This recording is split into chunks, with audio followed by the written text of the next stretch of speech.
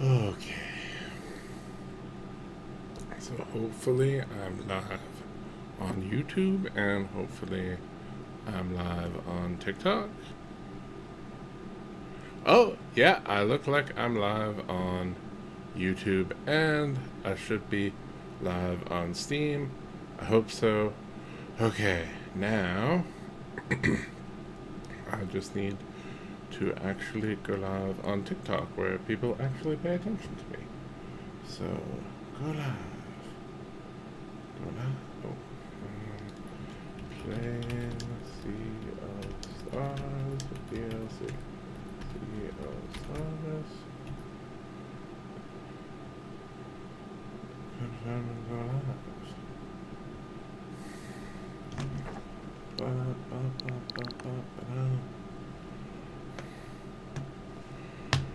Okay.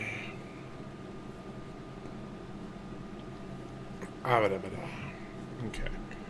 So now I'm just gonna move this a little over here. So see if people say things or send gifts, and I should see the chat here. Everything's wonderful, maybe. Okay. Ooh.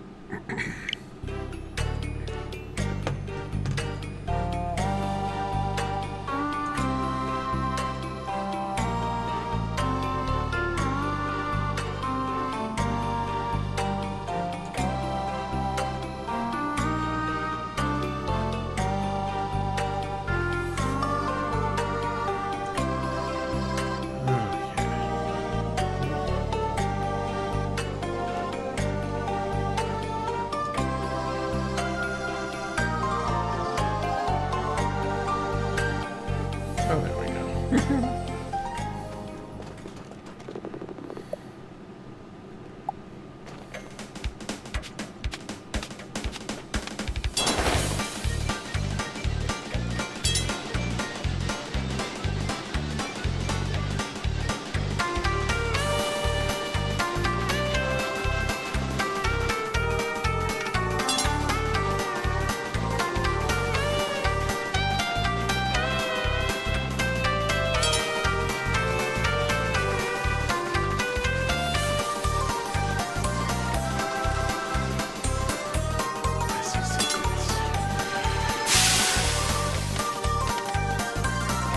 Can everybody hear me okay? Yeah. Okay. Hello, Toki. Welcome to my stream. Oh, I scared away Toki.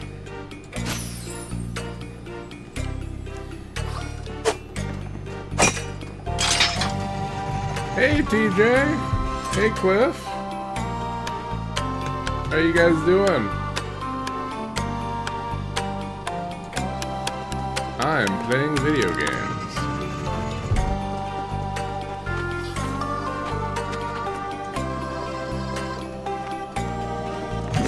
I'm just playing a new video game on stream because, well, TikTok tends to kind of reward you if you go live. And, if you don't, then they won't let your videos go up. Plus, this new DLC came out for a game that I already own, so I was like, win-win. And I'm apparently facing off against Mice Warriors now of some kind. Dynamite. Oh my. But yeah, this is a Canadian-made video game. It's by Sabotage Studio, and they are based out of Montreal.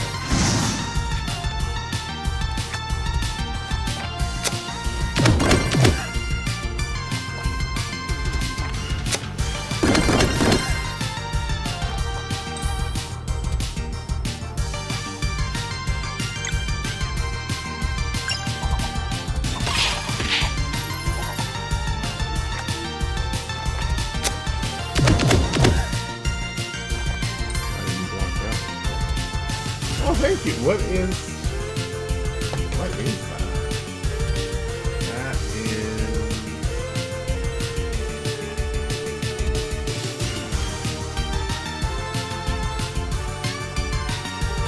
I don't know what that is. Is that like a happy face amongst? Okay. Okay, well, I'm glad you don't know what it is either, because. Thank you. Yeah. Oh, okay. I'm going to no. I'm going to do.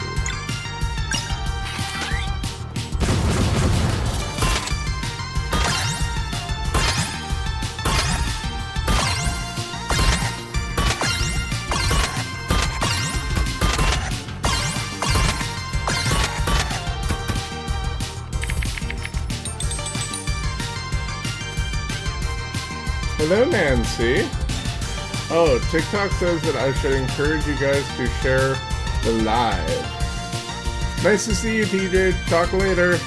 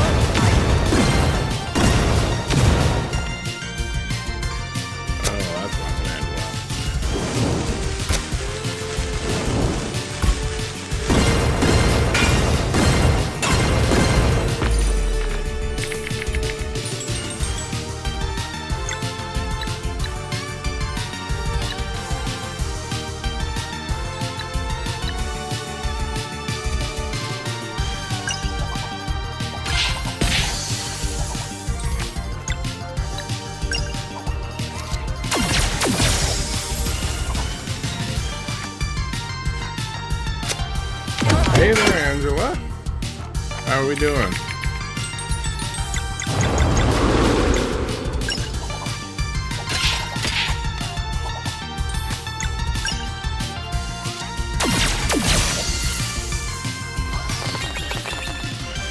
Thank you for liking the live.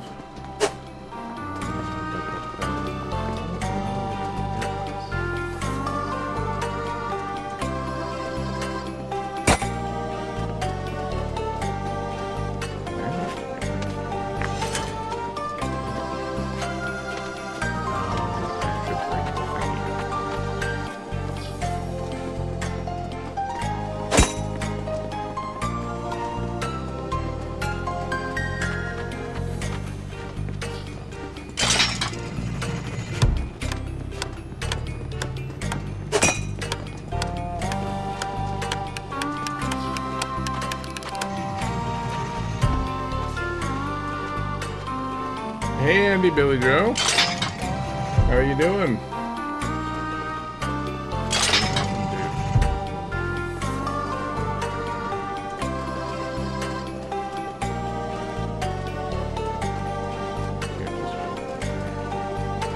I feel like I'm supposed to bring back this pink thing. Oh, that's not. There we go.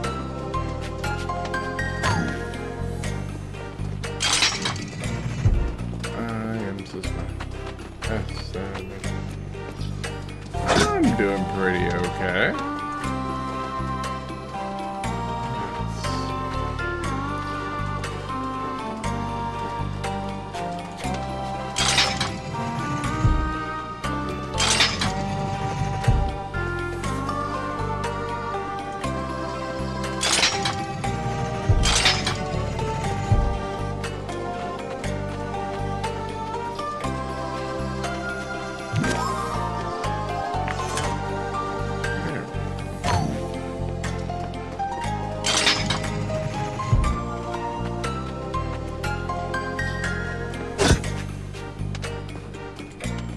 so that got me back over there. Okay, and so now I can...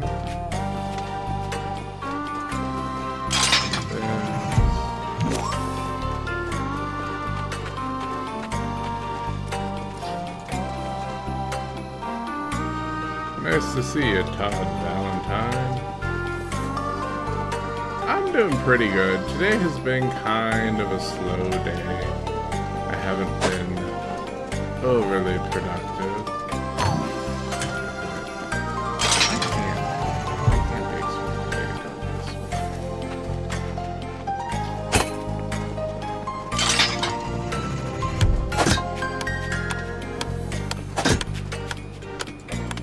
Oh, maybe they could be.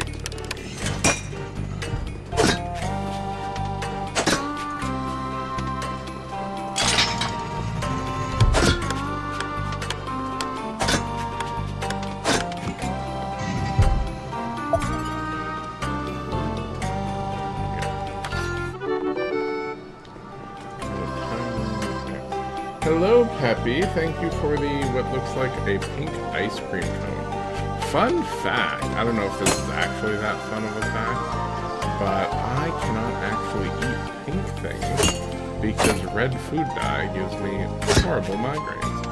But in digital form, I can very much appreciate a pink ice cream cone. So thank you.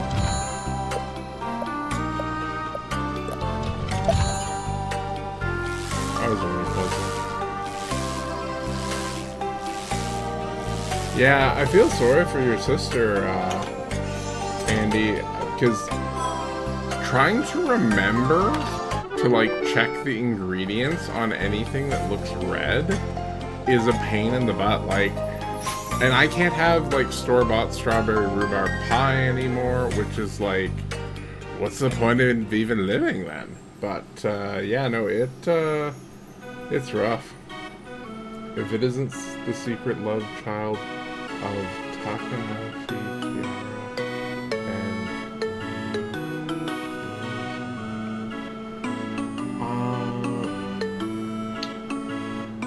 I feel like those are Japanese game devs. Right, okay, those are people who were like involved in... Oh, okay. I was like, those sound familiar, but like, I don't know, is it problematic to say that all Japanese names sound the same to me? I'm not good at remembering. I can remember, like, Shigeru... I can recognize Miyamoto's, wait, would that be his last name or his first name? Because don't they do it, like, the other way around?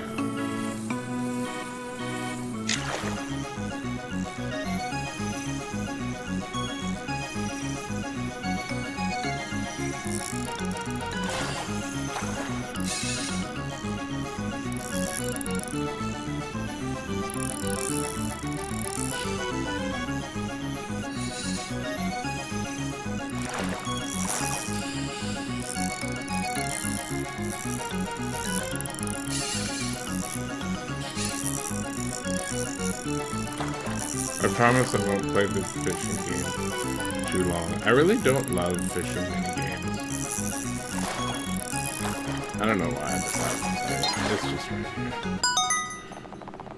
I caught a big goodie bag. Ooh, I wonder what's in a big goodie bag. Huh, okay. Okay, so Miyamoto is his last name. Oh, okay, so they do it the other way, but then they reverse it when English people read it anyway. Okay. By the way, Japanese ska is amazing. If you have not heard Tokyo Ska Paradise Orchestra, you are missing out in life.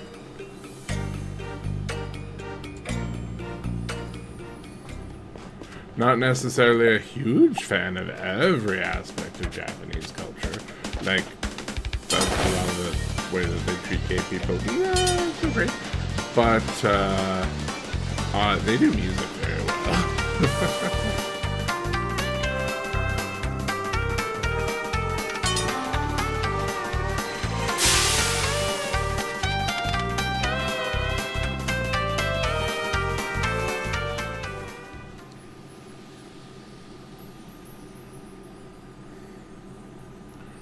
Nice. Yeah, the only VTubers that I ever really watched before doing this there was one named Ren that I saw on YouTube a bunch. And then, like, obviously I'm friends with Politichu now, but...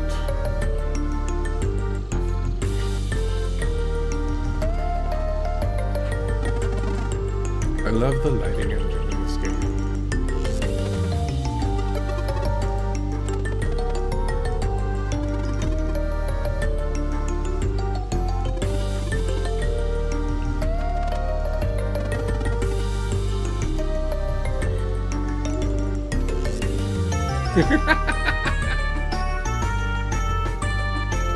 Hello, the dude. How are you doing?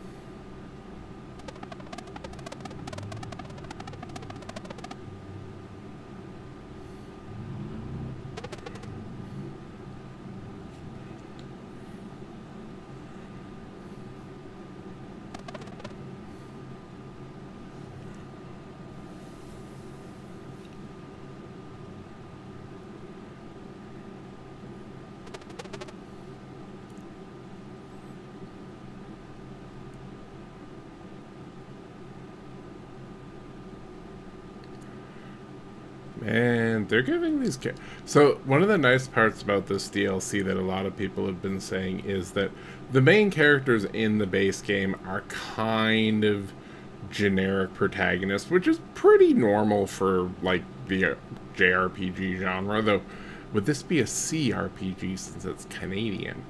But they really flesh them out a little bit, and they give them some more depth in this content, which is nice.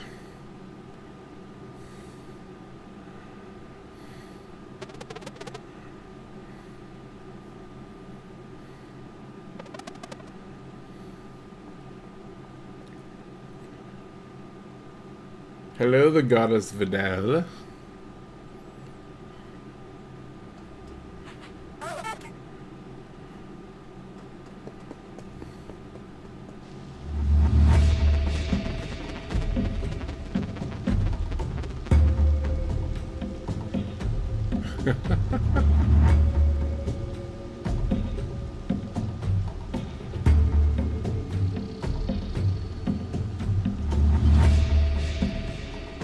Do I want to know what the C would stand for?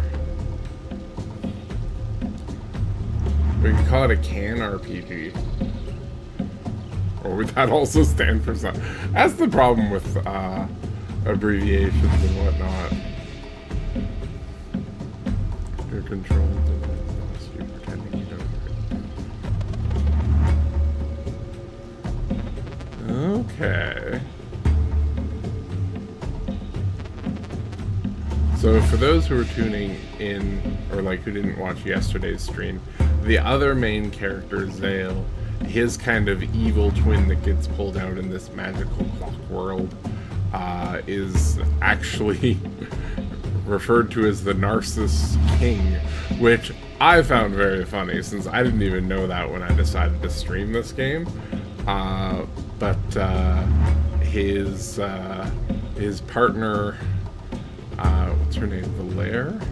It's you see it red, you never actually pronounce it yourself, but apparently her evil twin is not so much a narcissist as they are just kind of a sociopath, which is kind of interesting. Like, they're giving them both kind of like their evil versions of themselves are personality disorders, it seems, which I'm okay with. And really, the only other options would be if you were gonna do like cluster B ones, since they gave Zale, you know, his evil twin has NPD basically. They could have, if they wanted to, like the other two options would have been histrionic and borderline personality disorder, but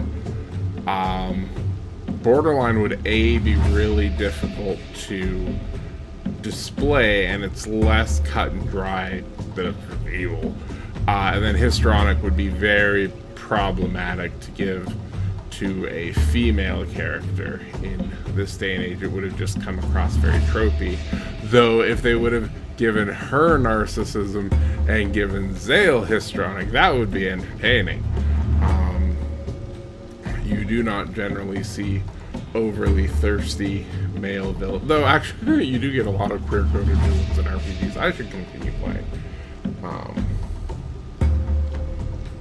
Oh, computer RPG. Yeah, we could change that to Canadian.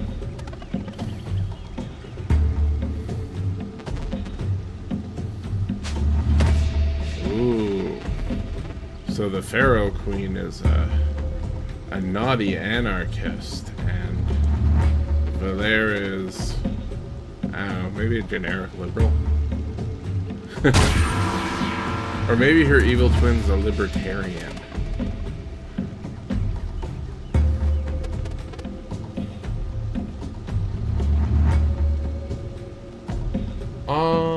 Xenoblade 2? Oh, you're talking about like Mithra and Pyra? You know, I never really thought of them as having DID. You could definitely make that case because, yeah, like they do kind of integrate. Though, one person who I know, like, it's not like you run into a bunch of people with DID in your life, though. I don't know, maybe you have. I think I've only ever met one in person, at least that I was aware of. Though I could actually tell them apart. that was interesting. But most of them were pretty nice. But with DID, I don't know. Yeah, I guess you could definitely say that it was doing that. One thing though that I don't like is with Pyra and Mithra, you only get two personalities. With women with DID, you would get way more personalities. Like, all of your blades would be able to just be from that one blade if that was. Well, there's like the third integrated one, but isn't that one just kind of like? Isn't that one also called Pyra? Either way, there'd have to be, like, minimum, I think, like, 7 for it to... Now, granted, I researched DID when I was in college, which was a while ago. Oh, right! Because they gave them all... Yeah. Malos basically being evil Jesus was a weird... that whole game was, there were some parts of it that I really liked, and there were other parts that I was just like, this game is weird to play when you have a theology degree and you know what a lot of these words that they're using are. But yeah, and you know what one of the fun things is, pneuma is the Greek word for wind. It's also like the word for spirit. So you probably already know this, but like Pyra, Mithra, pneuma, all of that, they were basically supposed to be like busty Holy Spirit, which was very, very entertaining to play through. Though some of the blade designs in that game, like there was one that began with a D, I think it was like Dahlia or something. That was a bit much. I still have not played Xenoblade 3. I think I might one of these days. I actually still need to play Xenoblade 1. I own it for the, I own the Wii version on the Wii U, like it was a virtual console thing, but I never actually played it. I've heard that the remake is way better and you should play that, but 2 took so long to play through, and I don't know if I want to make that much of a time commitment in the future. Hey Grip, welcome to my live.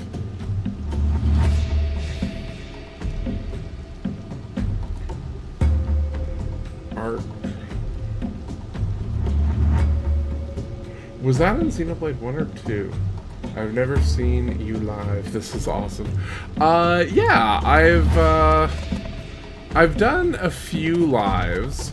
I played Mario Kart a few times.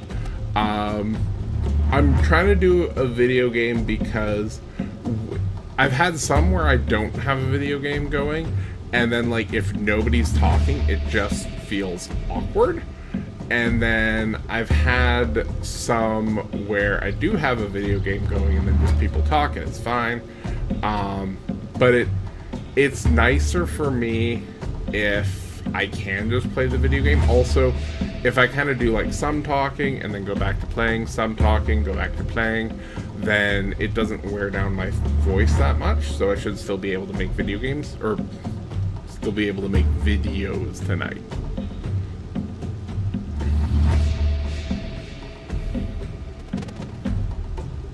But it is definitely a different experience playing a game, particularly one with puzzles, when you have people watching you, because the puzzles in this game are not that hard, but it is definitely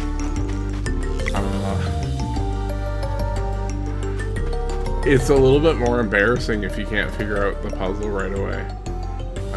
Test of balance.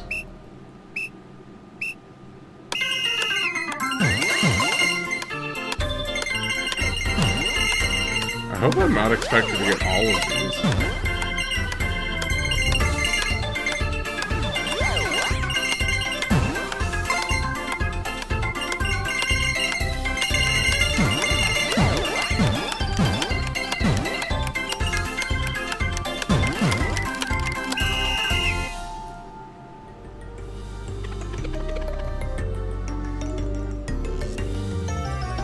Oh yeah, no, it's done with, it's a little bit like your ginger filter, only way more work.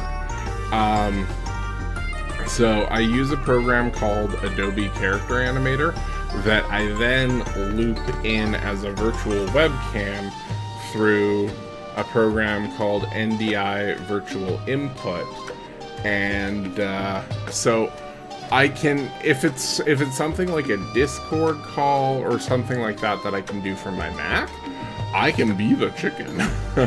I just can't use the TikTok app on my iPhone live as the chicken because then that wouldn't work. I've actually thought, and this is something that I might do if I ever actually get a gainful employment situation again, but I've thought of getting just a really cheap PC to run TikTok Studio on and then output the video from my Mac through that PC. It'd probably cause a little bit of latency, but I think it'd be fine. But that was a very, very possibly nerdy solution. I've also thought of just installing a virtual machine on an old 2010 Mac Pro that I have just under my desk that operates as a file server, which I might do. I would just need to sort that out. Oh, I got a clown nose. Can I equip that?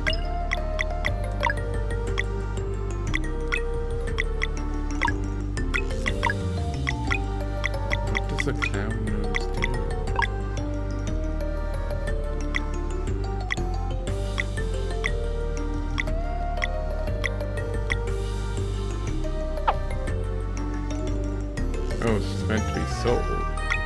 That's annoying.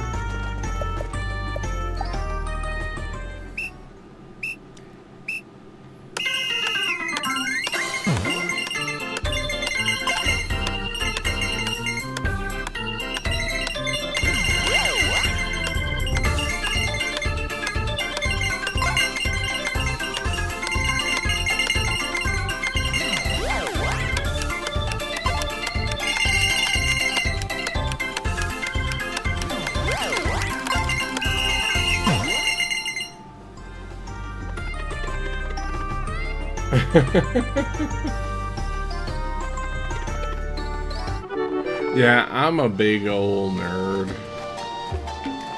So.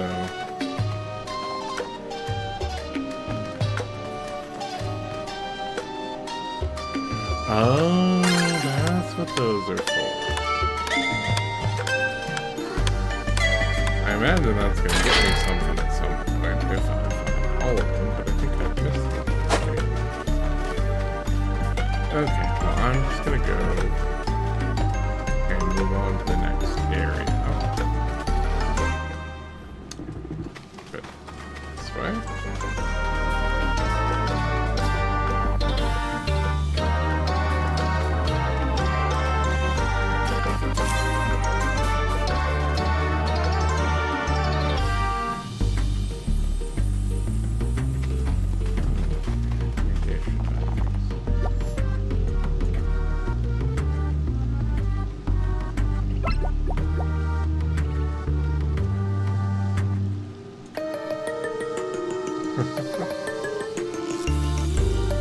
Hello, Karima.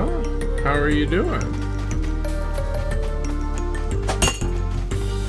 I wish there was a run button in this game. I don't think there is in this game.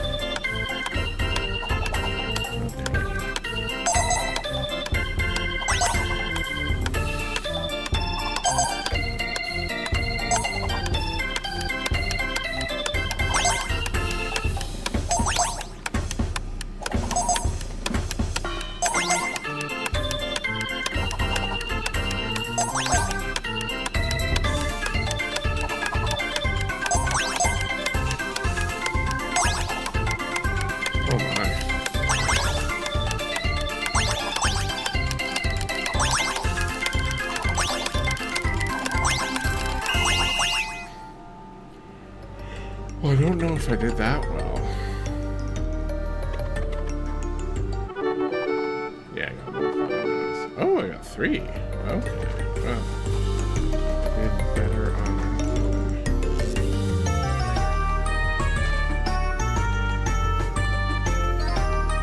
I've apparently had 85 people in total already tune in with this. A little crazy.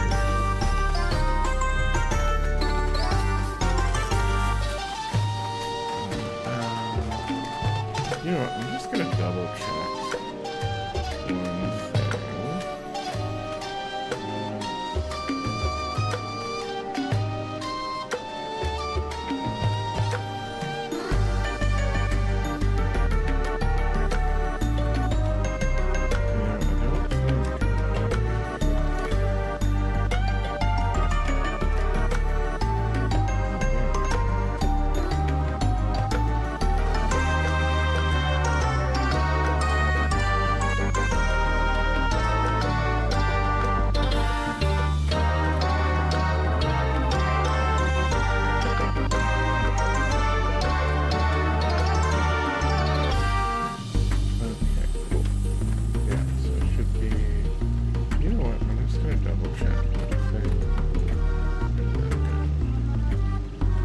Oh, hey, somebody was saying hi on somewhere else, and of course that did not show up in my thing. What is the name of this game? I like old school sound effects. Hi, Jackie. The game is, I don't know how long ago this was sent, but the game is called Sea of Stars, and it's available on Steam and Nintendo Switch, and I think Xbox and PlayStation is everywhere, and it's a fantastic game, and it was made in Montreal. And so I'm playing this on the Nintendo Switch, but you can play it on Windows, you can play it on Xbox, you can play it on I already said Windows. Basically all the major places that you would try and play the game. I don't think that there is a Mac version available, but everything but that is good.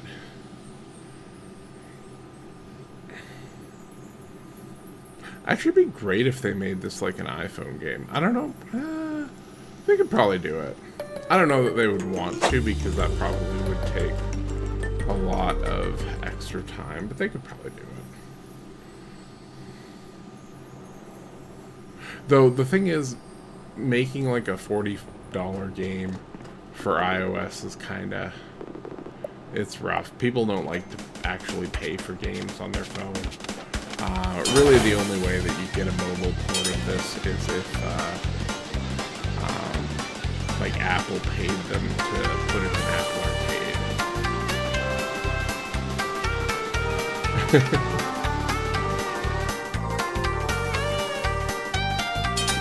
How you doing today, Griff?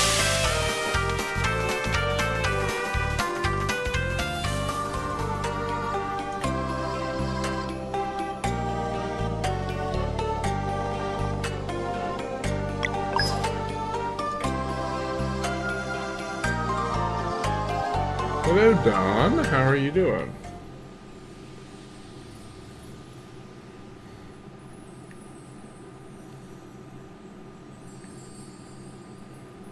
Good. Has a crazy mega-filled live. It felt like old.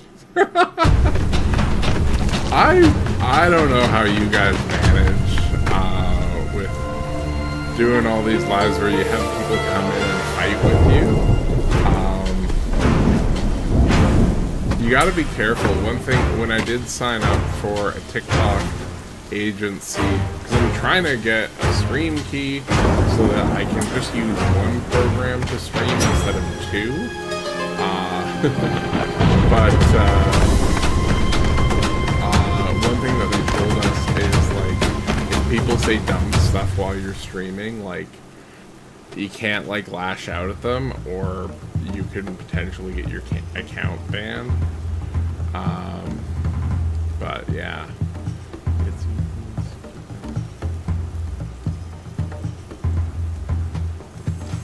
though I don't know, maybe when it's like people coming up and they're actually talking to you, maybe they're more forgiving, but I know they cautioned people who were like in this thing to like not go off on people for saying dumb stuff in the chat. That's actually one of the reasons why I blocked one of my followers yesterday, because he kept saying like weird nonsensical stuff, and I was like, is English not your first language? Are you not a person? And then they were like, I just like to troll, and I was like, okay, I like to block you.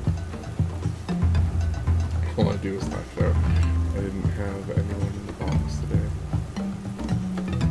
The box is where people can like come on and say stuff, right? Ooh, I can up my defense for a couple of my characters.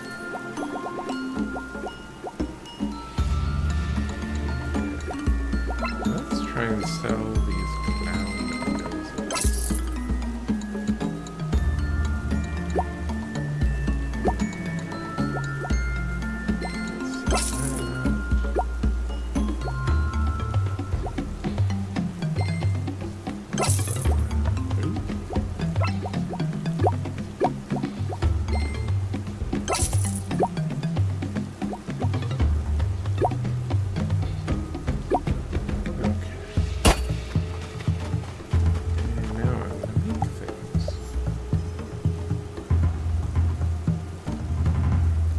chirping the chat.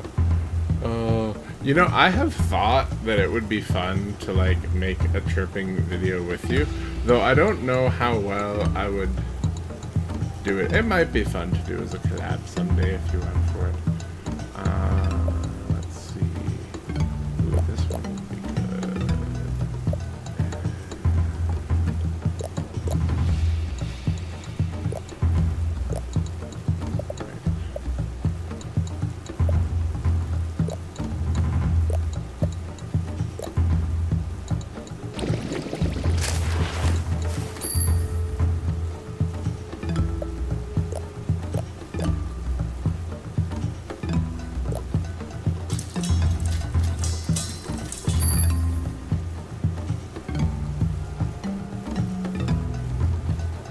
That's fair.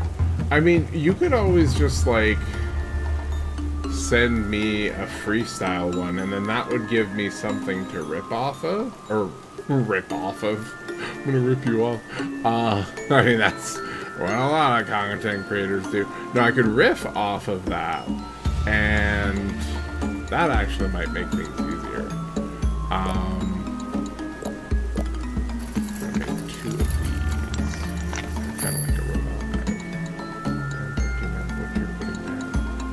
I mean, I wish someone would pick up what I put down. I have stuff on my kitchen floor that really needs to be cleaned up, but I kind of leave it there. I need to put my old vacuum away, because I have a new vacuum that doesn't plug in. Well, I mean, it plugs in when it charges, but, and by new, I mean, like, I bought it well before everything went weird with my voice. But, ironically, I bought it partially because I was like, if I have a cordless vacuum, I'm more likely to tidy up after myself and all that jazz. And I probably am, but now I need to really, like, put away the old vacuum or, like, sell it. I really should just sell it, but my. Oh, I have my little drone with me. Ooh, the lighting engine in this game is so pretty.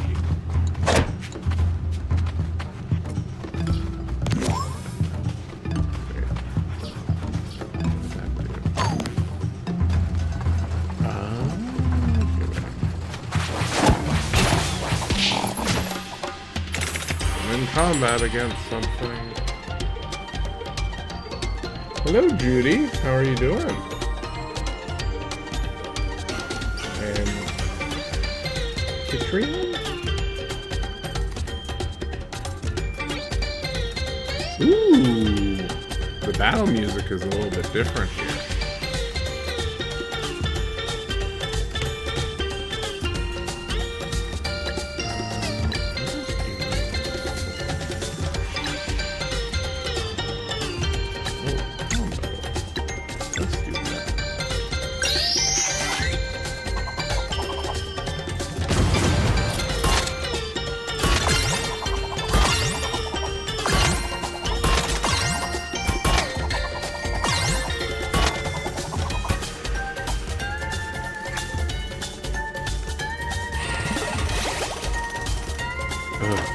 Okay, I really need to kill him.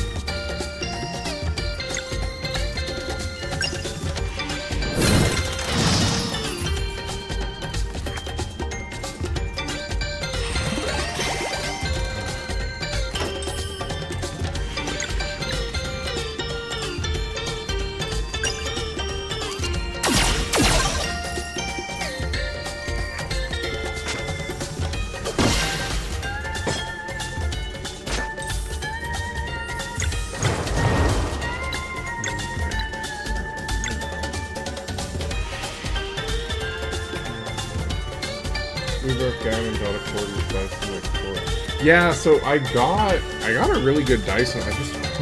I need to have less clutter in my place so that I actually like want to go do. But I'm not like, I'm motivated to make videos. I'm motivated to do some stuff. I am not motivated to clean, which is really annoying because having an untidy place ends up making me very. I put off doing stuff, so it's very counterproductive. Yeah, honestly, I kind of became a Dyson fanboy when they released their own headphones, which are awesome. They have built-in air purifiers, and they make my life a lot nicer.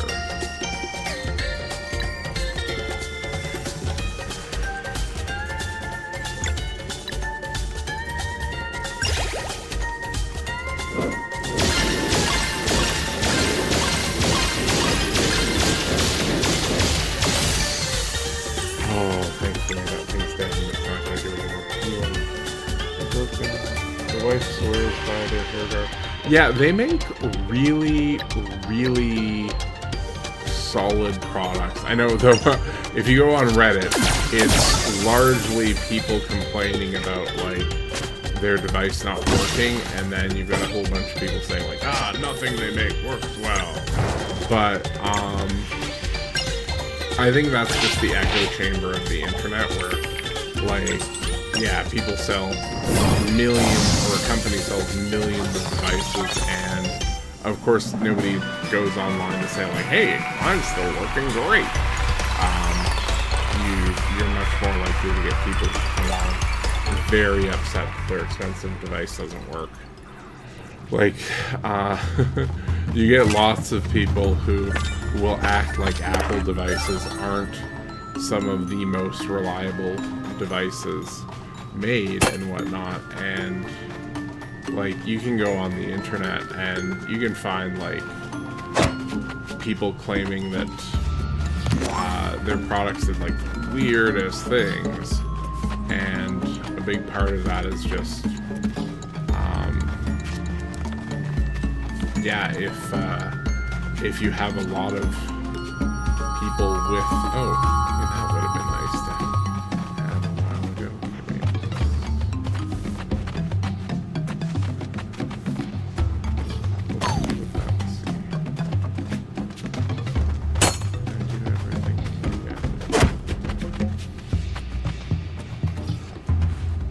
A person who has a good experience will tell it. Yeah, and that's one of the things to remember. Though in a lot of cases, like when people bought something really cheap, they won't necessarily complain about it, or they'll like blame somebody else. Like when I worked at Shaw, I had so many customers who would call in very upset because they felt that their internet wasn't working well, but really it was like they bought a super cheap PC, and go figure, their really cheap Windows device did not work well. It came with bloatware on it, all that jazz, and so they would complain and like act like it was Shaw's fault that stuff didn't work, and it's like, no, like your Shaw stuff's working fine. It's just the fact that you bought a really crappy computer.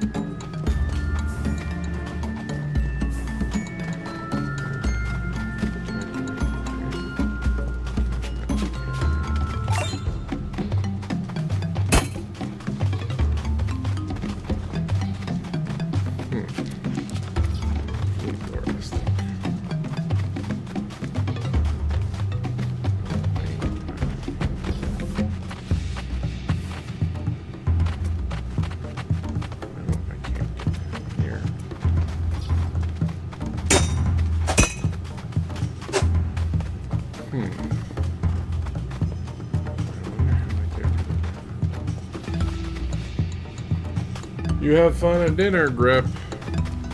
Have a good one.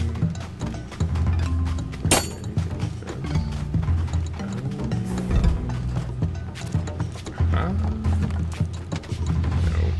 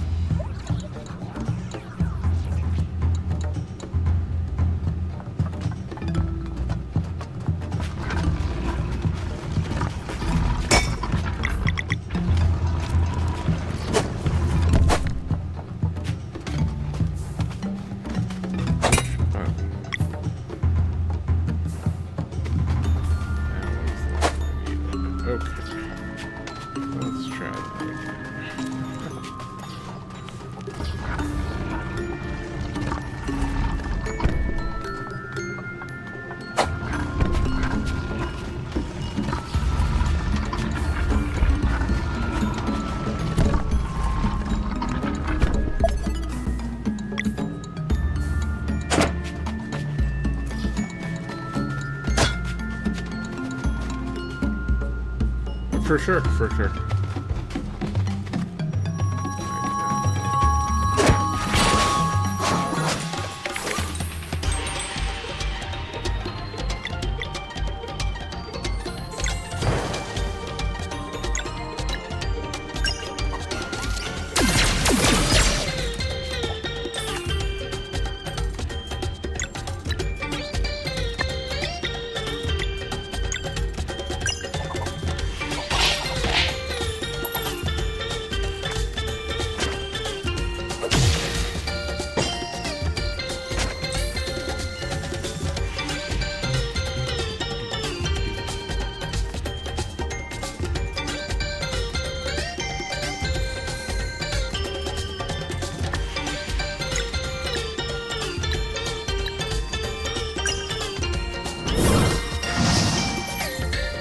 Hello, Abraham, you know.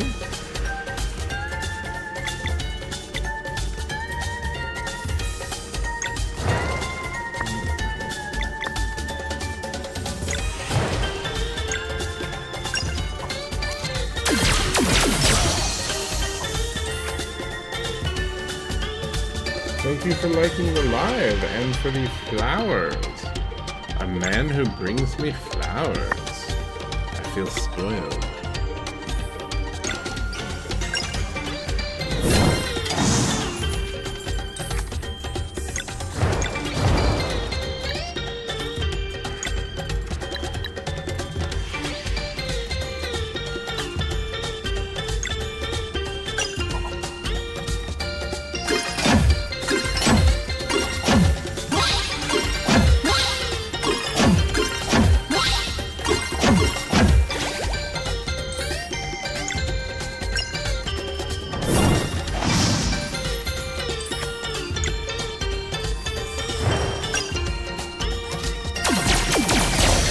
Hello, Care Bear.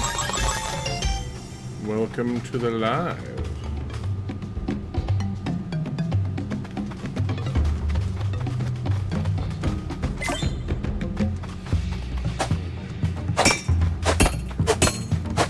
No, I can't.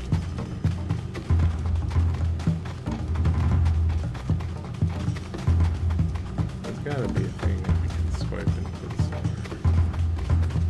Oh.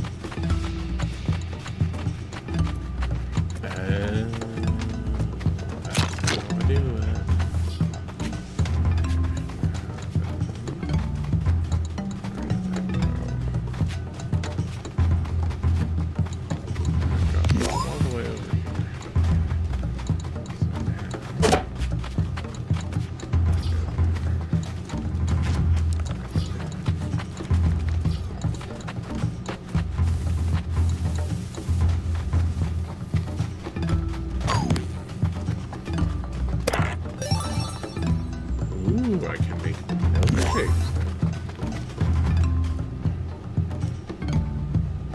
Thank you for the hand wave. Or wait, do you have... Oh wait, you... I think you gave me things. I don't always understand the little icons that TikTok does. Hi Grace, how are you doing?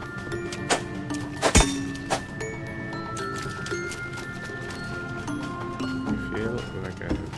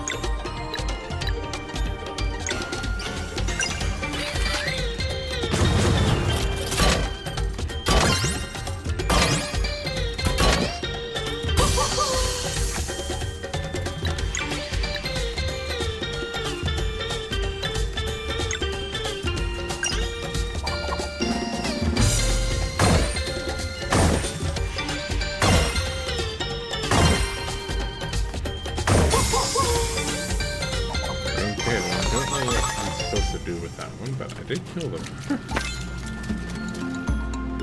Hey Jay, how are you doing?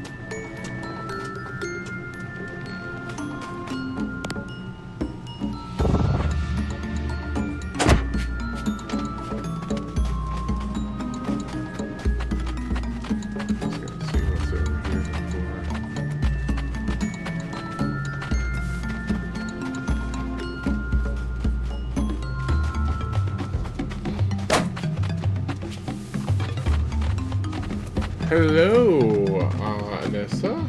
Yeah, no, I'm loving the Sea of Stars DLC.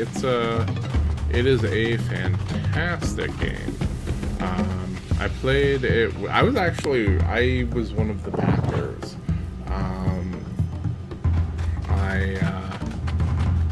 I got it basically as soon as it came out because I had backed it all the way back in.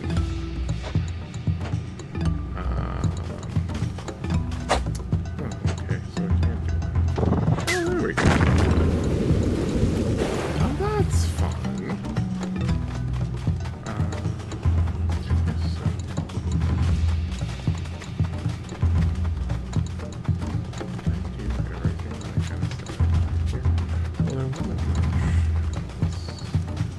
Okay, yeah. Hey, Andy. Yeah, if you're thinking of getting it, it is on sale. I know at least it's on sale on Steam, and it's on sale on the Nintendo eShop. I presume it's probably on sale for PlayStation and Xbox as well, though I didn't bother to confirm that because I don't use either of those consoles. But if you liked Chrono Trigger, Mario RPG, Final Fantasy VI, those types of games, you will love this.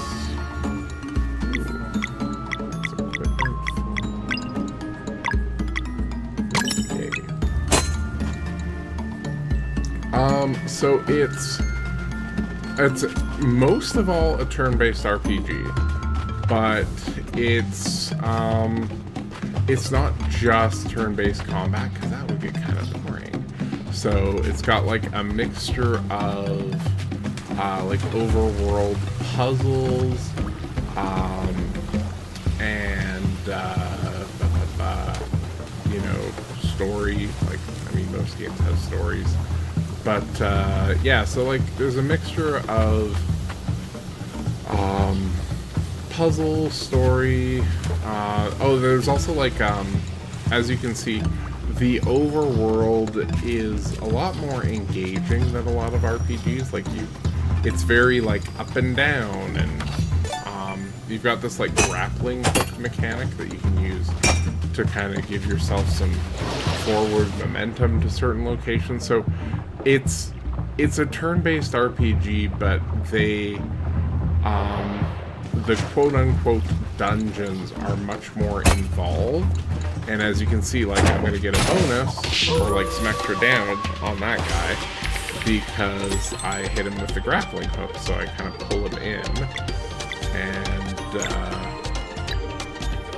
and then you also have like timed hits, like if you ever played Mario RPG when you were younger, or you're older, whatever.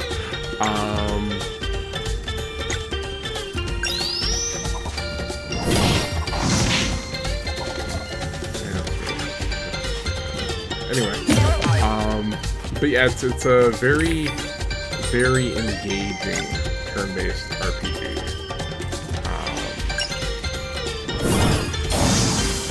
Which is nice.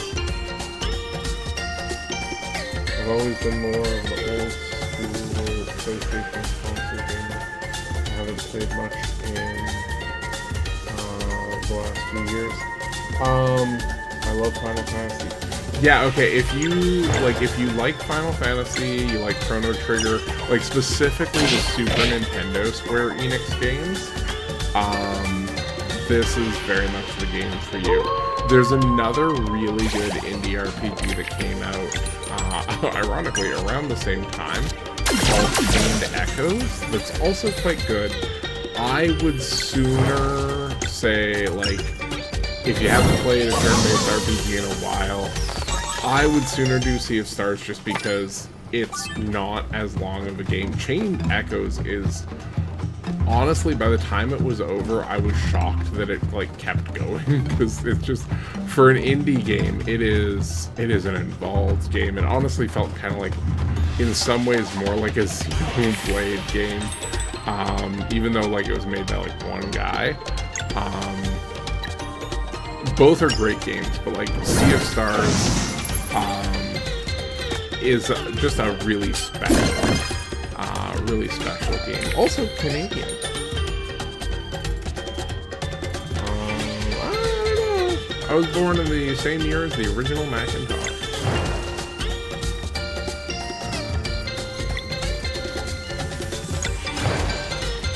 And then what I'm going to do here is when you do normal attacks, you drop little bits of like spare magic on the ground that you can use to boost your attack. So this guy that I'm going to hit here, it'll take 3 laser attacks to keep him from casting a powerful attack. But because I boosted that instead of having my normal 2, I'm able to like break his planning to cast. However,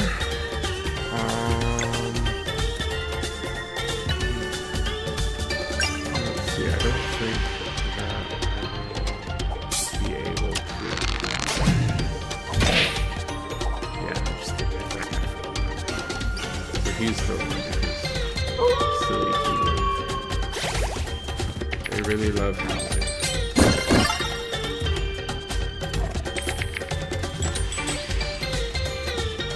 Hell no 2. Nice to have you, Hell no 2.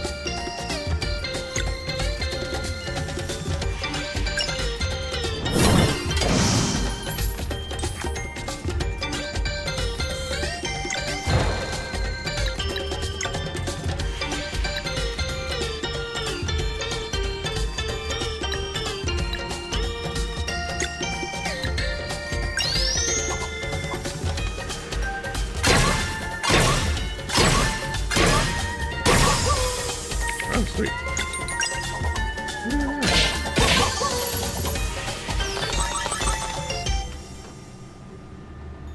Wait, when was E.T. put out? I didn't think that I was older than E.T.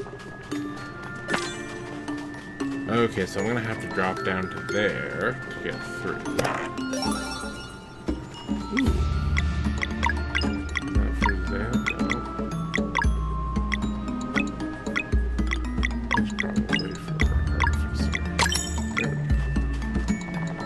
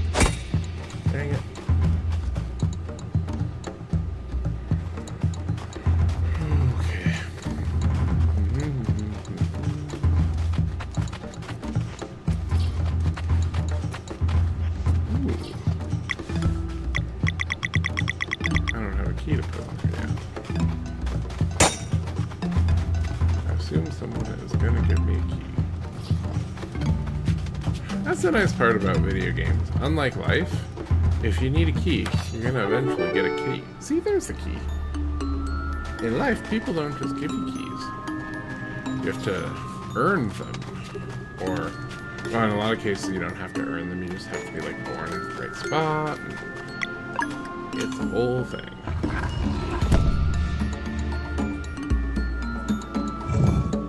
Oh my.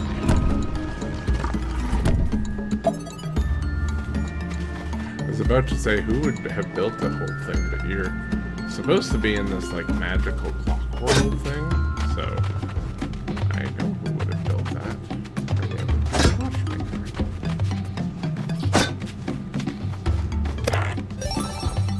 Ooh, I got 2 caramel corn. Yay.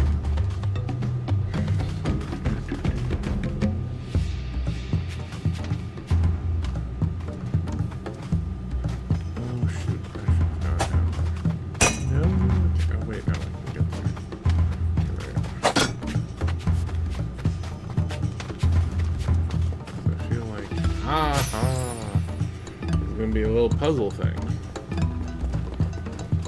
The nice part about this game's puzzles is they all feel like none of them are necessarily easy, but in a lot of cases you can just kind of futz around with them if you don't get it right away. And eventually, by sheer trial and error, you will figure it out if it doesn't make sense to you early on.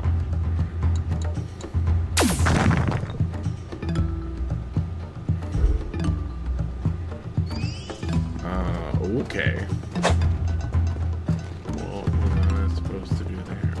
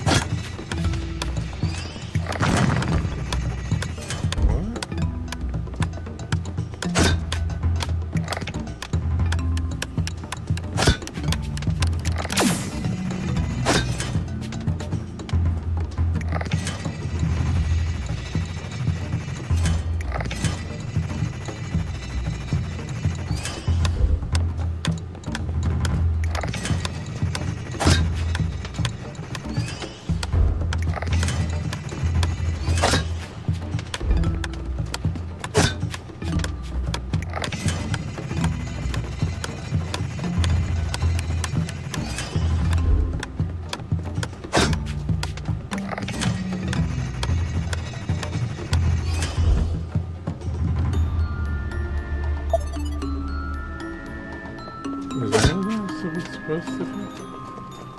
I really don't know what happened there.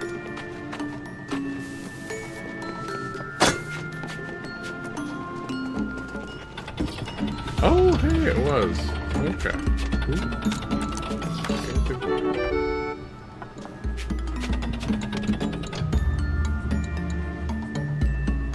What game have you been playing?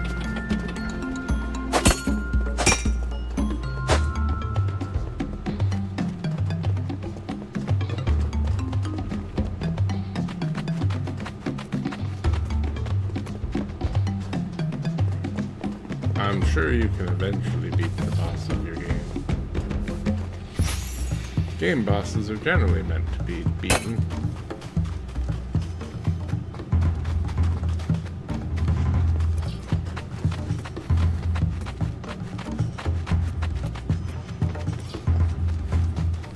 Hello, D. How are you doing?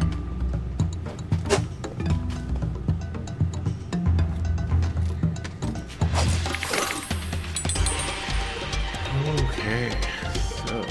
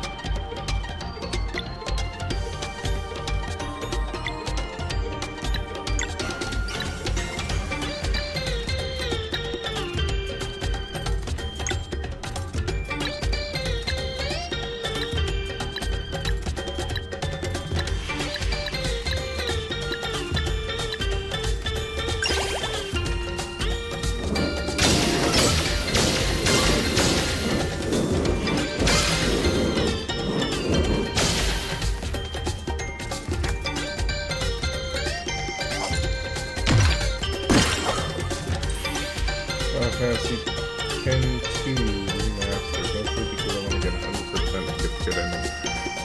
Oh my, I need to still play. I own 10 and 10-2 remastered, but the beginning of 10 was so slow, and I had other stuff going on in my life.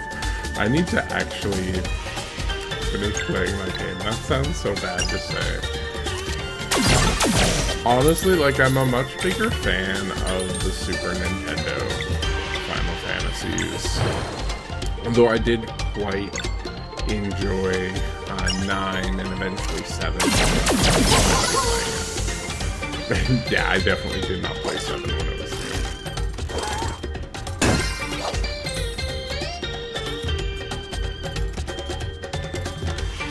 Hello, Top Bloke Stolen Air. The names people pick.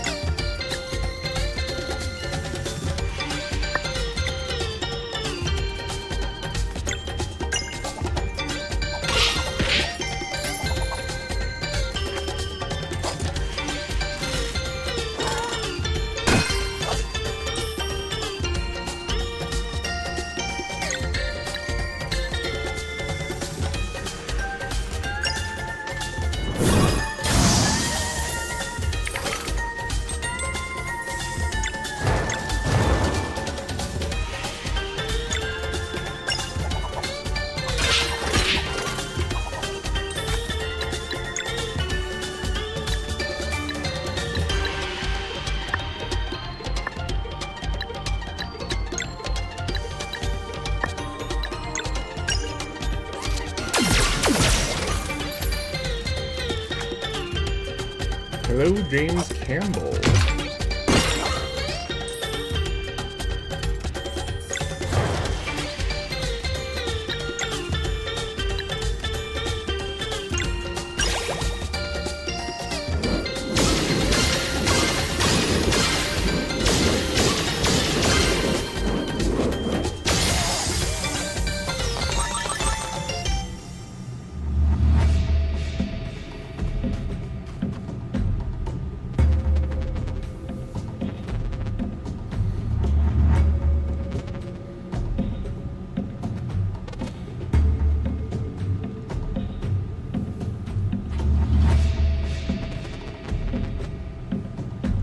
Hello, Vortex.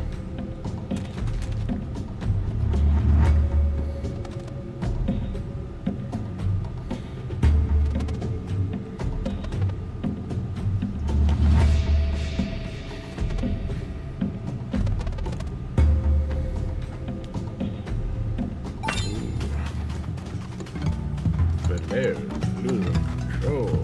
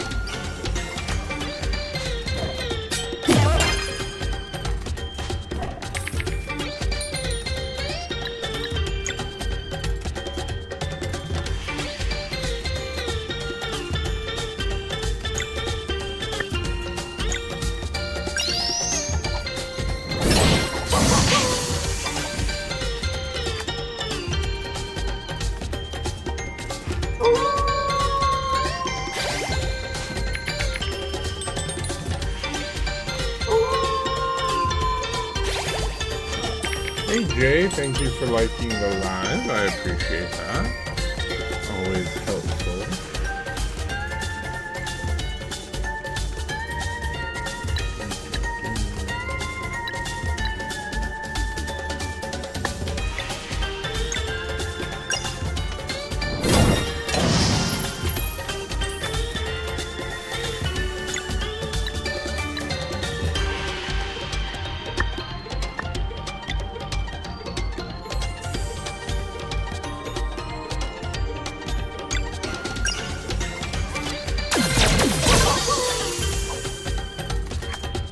Thank you. I will try to have a fantastic evening.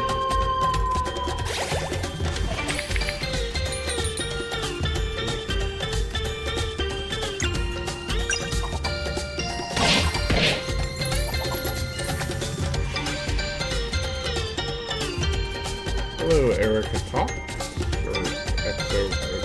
I'm not going to try and pronounce that. That's incomprehensible.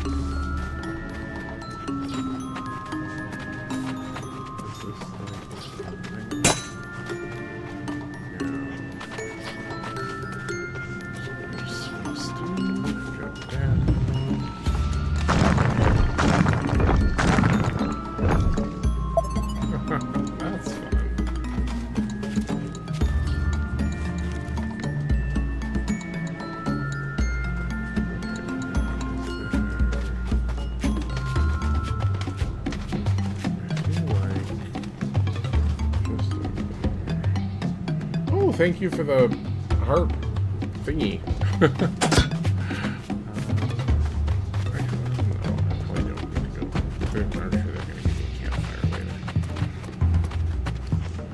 I appreciate the heart thingy.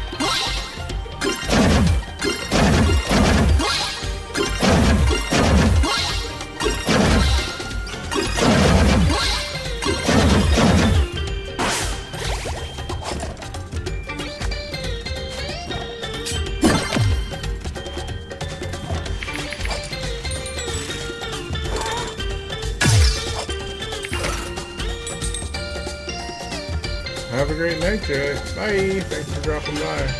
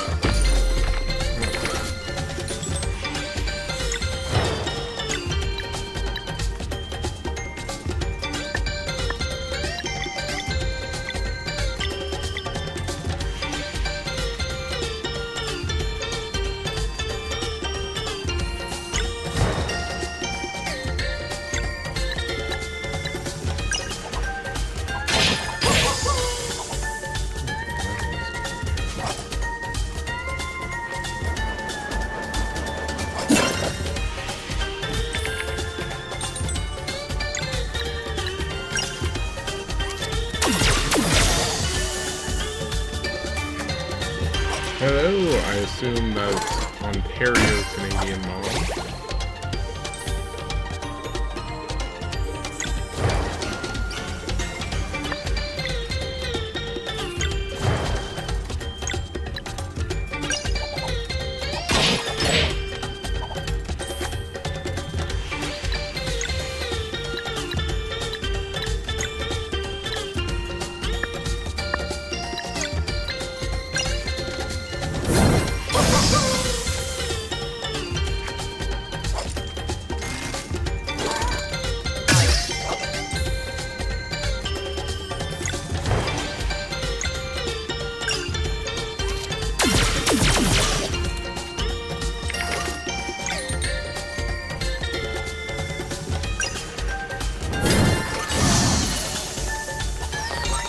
How am I feeling these days?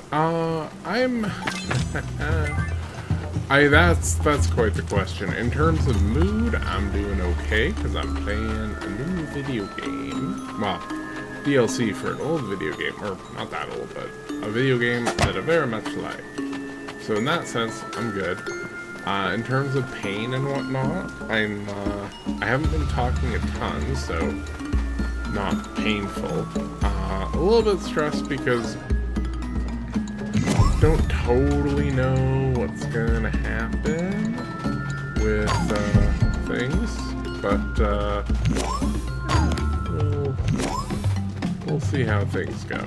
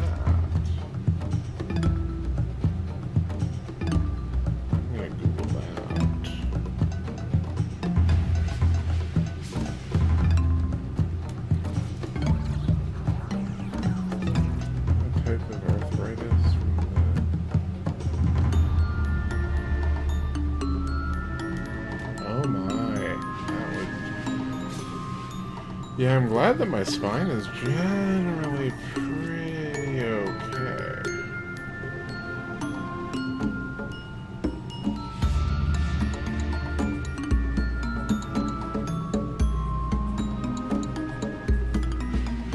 Yeah, arthritis definitely does seem to be one of those diseases that it is not fun to get because there's not a lot that anyone wants to do to help you, or can do, I don't know.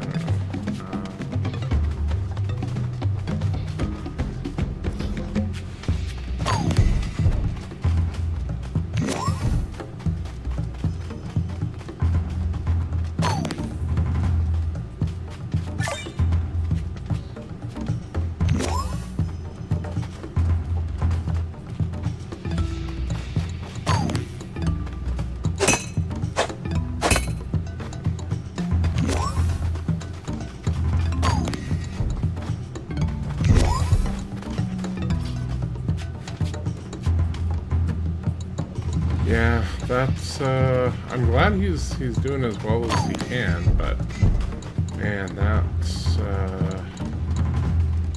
I mean, technically, I guess there's still a number of things that I can do, I just need to figure out what those are, and then I should be reasonably okay, I guess. Oh, maybe I can't get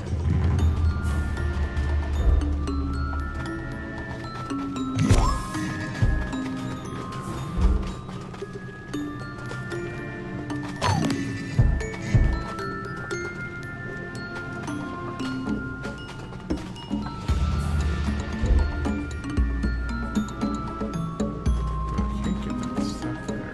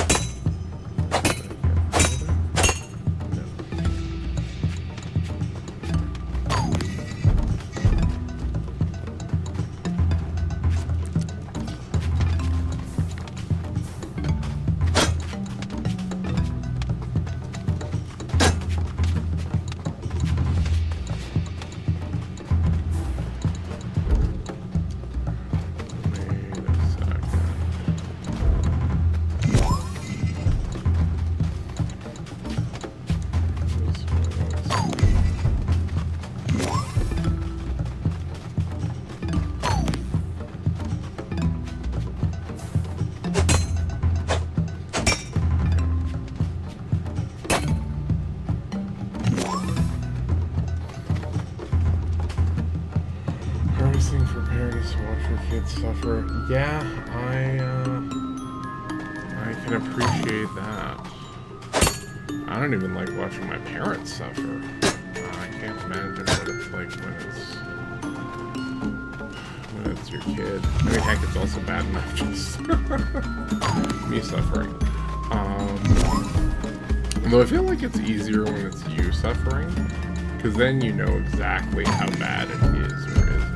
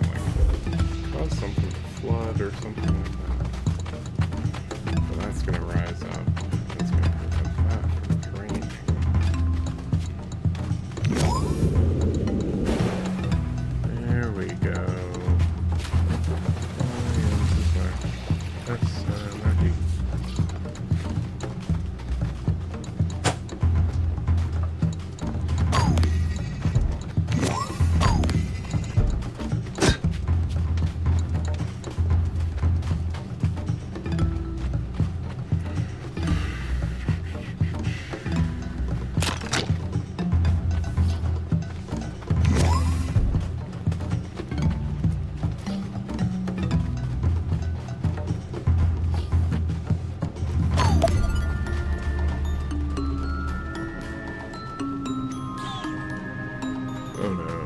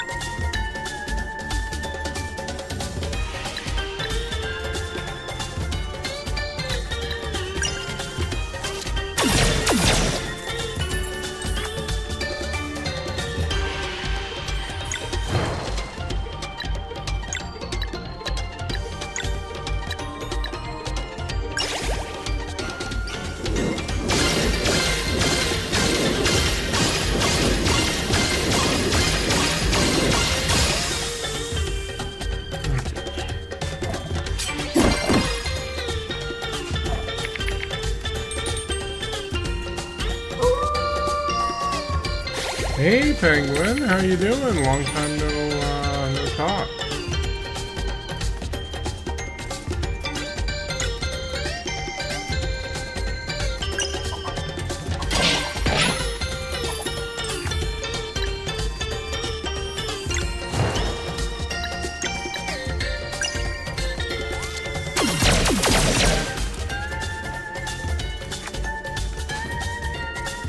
What are you studying?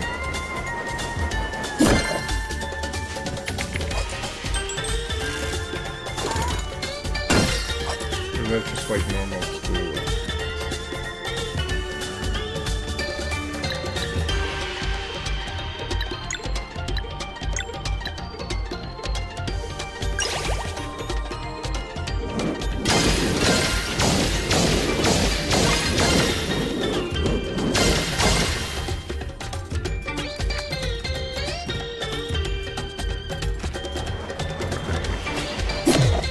I think you mentioned that before.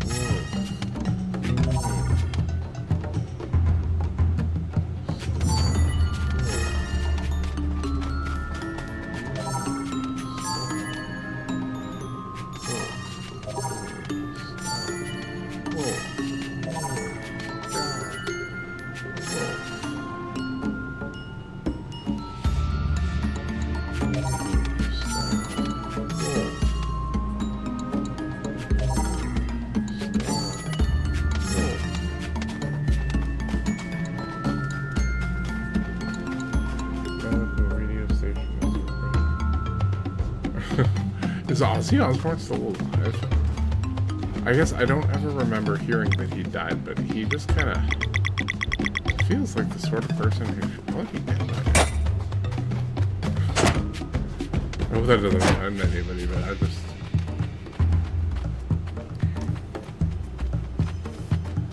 I hate jumping in games. I always pass the... Well, so the platforming in this game is actually pretty straightforward. It's really honestly hard to mess up.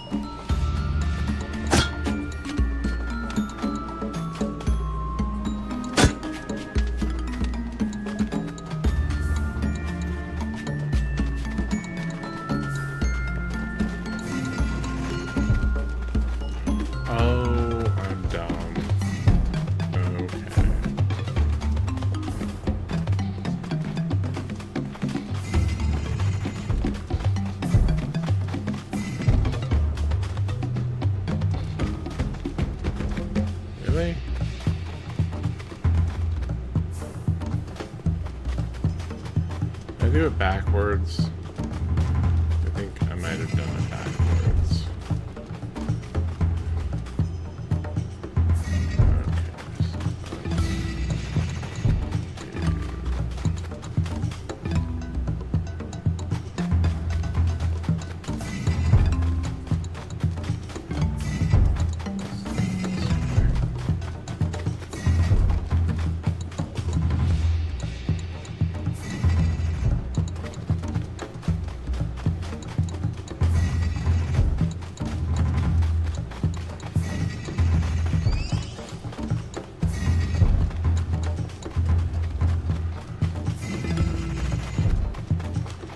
The fact that these two seem to have to be a certain orientation, that frustrates me.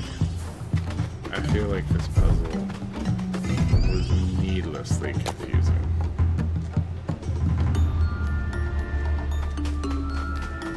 Okay, so what did that do?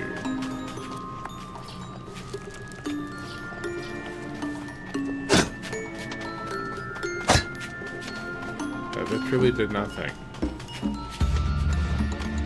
What do you want from me, game?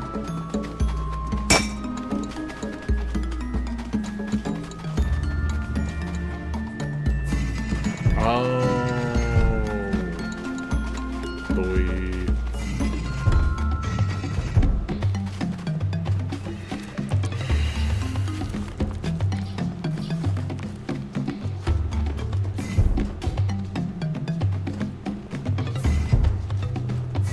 Definitely not a fan of this puzzle.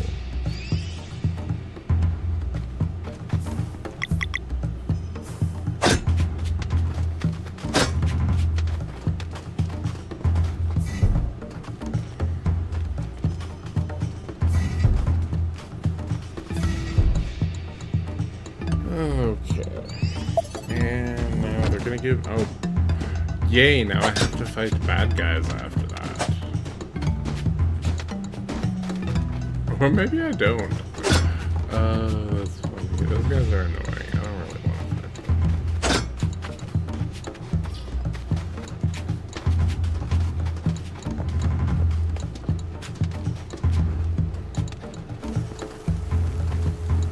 Ooh, I'm outside. That's sweet.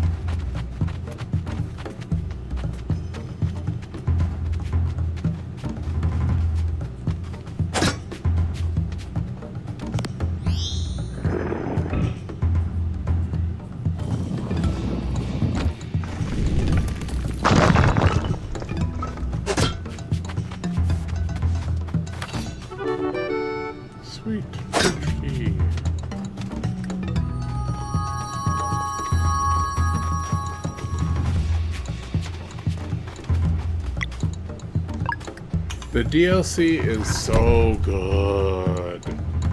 I haven't played this game since basically it launched, and I got really sucked into it. I love this game, and it's kind of funny because like it is a smaller story. Like I'm probably over halfway through now, so it's kind of like a two sit down sort of story. Which I mean, like the original game,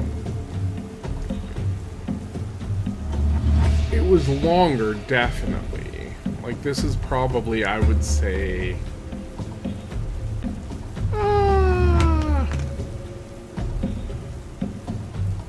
would 25% of the, maybe like 20-25% of the original game, though at least the original game until you get to like the point where like you gotta do other stuff to get the good ending. I don't know, the original game, like I don't remember it feeling like it took that long, but I do remember thinking that it was ending quickly and then realizing there was a whole bunch more to the game. So, I can't remember how long the original game was, but this it's fun. I've had a lot of fun. I played for about 3 hours yesterday, and haven't loaded up the original. Oh yeah, no. If like this is the closest that we're gonna get to like a Chrono Trigger 2, not made by anyone at Square, but like it's a fantastic game. Strongly, and it's on sale right now if you don't already own it.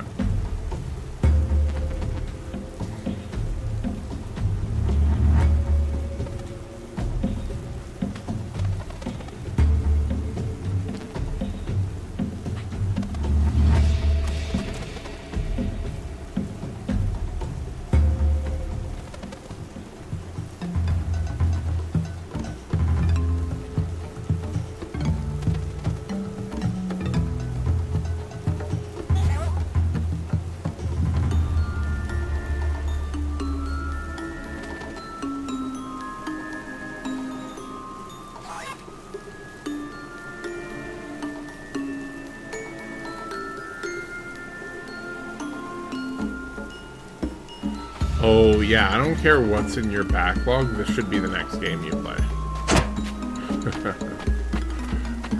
This is a fantastic game.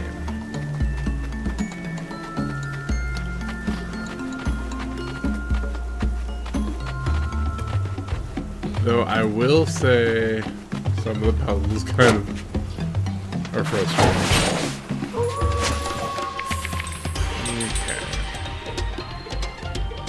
Oh shoot, I don't have my moon magic person because she ran off.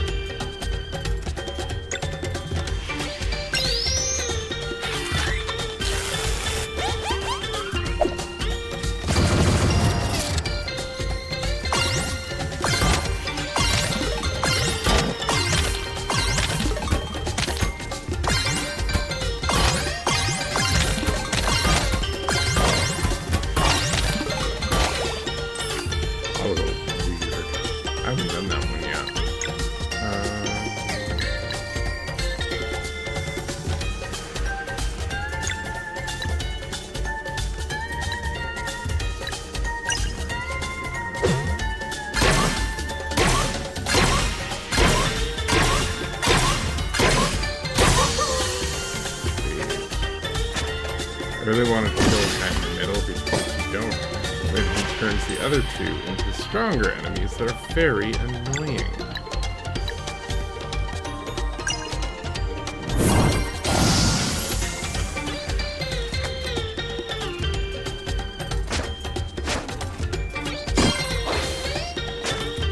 I will say I'm bad at the timed hits, which is kind of frustrating because I remember playing Mario RPG and thinking, I'm great at timed hits. But this game is less forgiving, but thankfully I have a little relic thing that makes it so that it is more forgiving. What are my other favorite games? Okay, so, like, are we talking RPGs or just, like, every type of game? Because, like, I like a lot of Nintendo first-party games like Smash Bros. And Mario Kart. But yeah, if you want like games that this compares to, best comparisons would be Chrono Trigger, and it's compares most to Chrono Trigger, kind of next to Mario RPG, and then like after that you could say like there's some elements of like Final Fantasy VI in there. I mean, like, so if you're going of all time, can I count Breath of the Wild and Tears of the Kingdom as one game? Okay.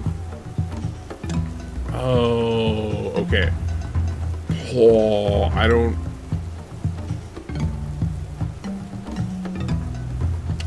so are these, like, just games that I have loved playing and loved the experience of as a kid, or are we talking about, like, objectively the best games I've played?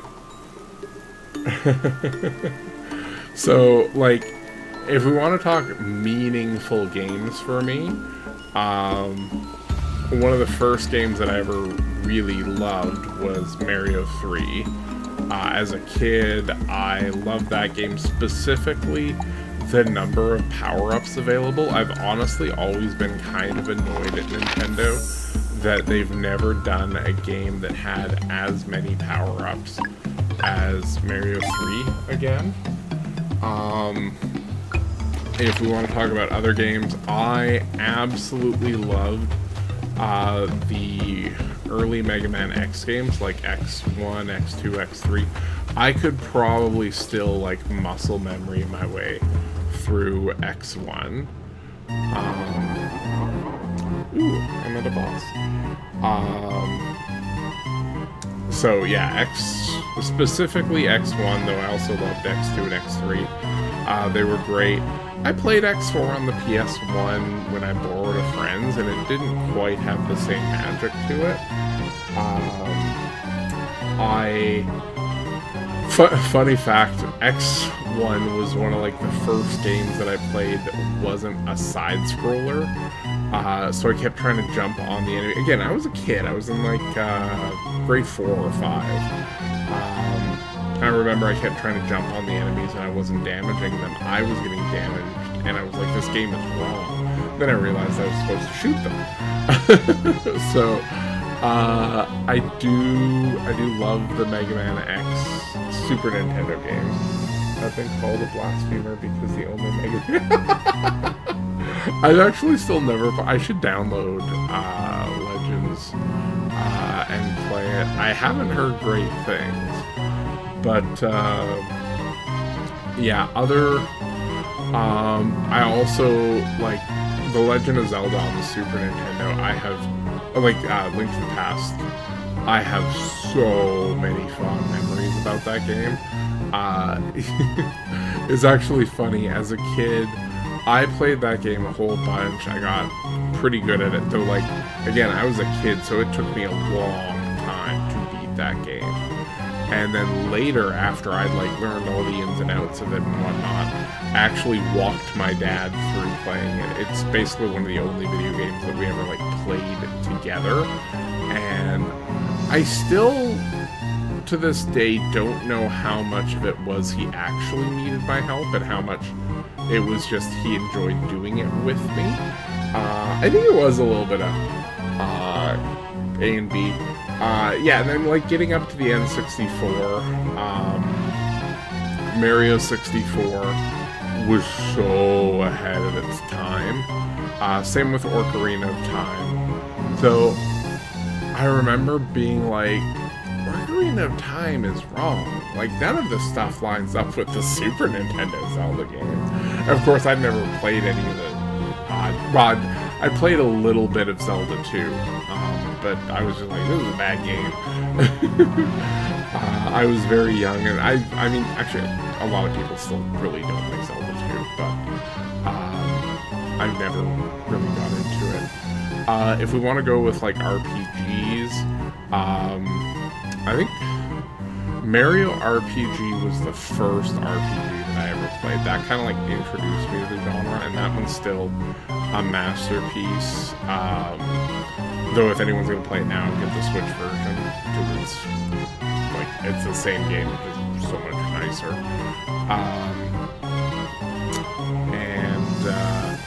Then I think next after that was Final Fantasy VI. I loved that game. And like the fake out halfway through when you think the world is ending, or when the game is ending, and it's like, nope, there's still a lot of the game. That was...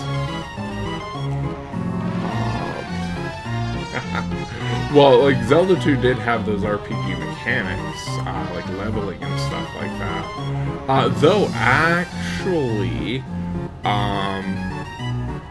Breath of the Wild, and I suspect Tears of the Kingdom, the enemies actually get more powerful as the game progresses. Like, as you kill more of them, stronger ones appear, as well your weapons that you get to attack them also become stronger. Which is like, what's the point then? But whatever, gives you a sense of progress. You have yet to play Breath of the Wild. Okay.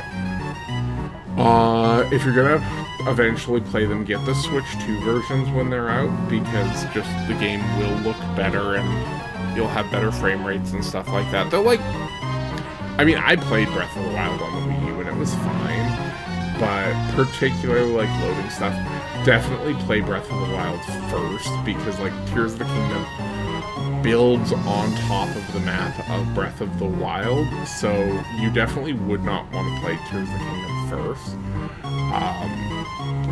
Because otherwise when you play Breath of the Wild, you'd probably be like, I want all those traversal things, but like part of the joy of Breath of the Wild is just doing traversal the way that that game intends you to. Yeah, they're going to be having Switch 2 versions that are just better frame rates, better blah blah blah. I would also say though, get the DLC with Breath of the Wild when you get it. Because a lot of the shrines that, like, they add these extra puzzle shrines and whatnot, but you kind of, if you don't have to, then you're just backtracking to find them as they appear after you bought the DLC, and it's really just more game. Also, there's one thing that you get after you beat all of the DLC, and it's honestly, it's kind of silly if you've like 100% of the game already, which a lot of people did by the time it came out. So if you get it, get the DLC with it. But yeah, those two games are honestly masterpieces. I do have a special place in my heart for Breath of the Wild, just because I got it very shortly after getting canned from the church that I was working at, so I was very, very, very depressed. And so I spent about a good 2 weeks living in Hyrule. Like, I woke up, maybe I showered, I turned on my Wii U, and I played Breath of the Wild. I would occasionally eat. My family was very concerned about me. But I lived in that game, and it allowed me to like just slowly come to terms with all of the complicated feelings that I was feeling after kind of realizing I really shouldn't even be trying to do church work, because that is just soul crushing. Let's see, what other games? Final Fantasy IX was great. I remember playing that a long time ago. I like 7, but I feel like a lot of people, like, I don't feel like 7 holds up the way that some older games do, which is probably one of the reasons why they remade it. I feel like I still need to play 8. I own 8, I just haven't gotten around to play it. It's in my backlog. Let's see, what other good... Shovel Knight was a fantastic game. I don't know if you've played Shovel Knight, but Shovel Knight's a really fun, just hack-and-slash side-scroller, which, it's kind of like semi-open world. Like, it's you're kind of like set on a certain course for a while, and then you can just roam around.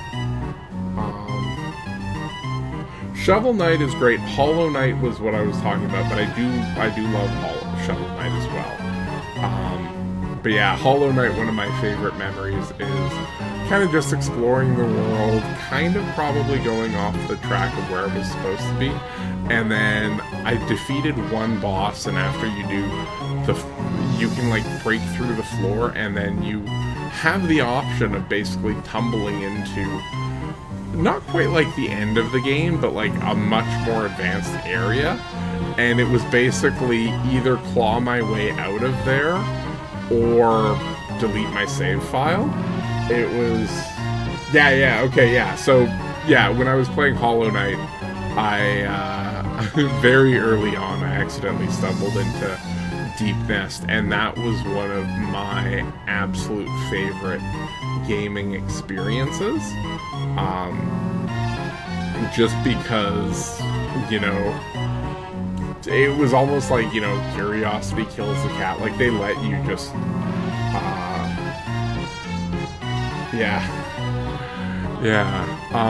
yeah, Hollow Knight, I love. I never actually finished it.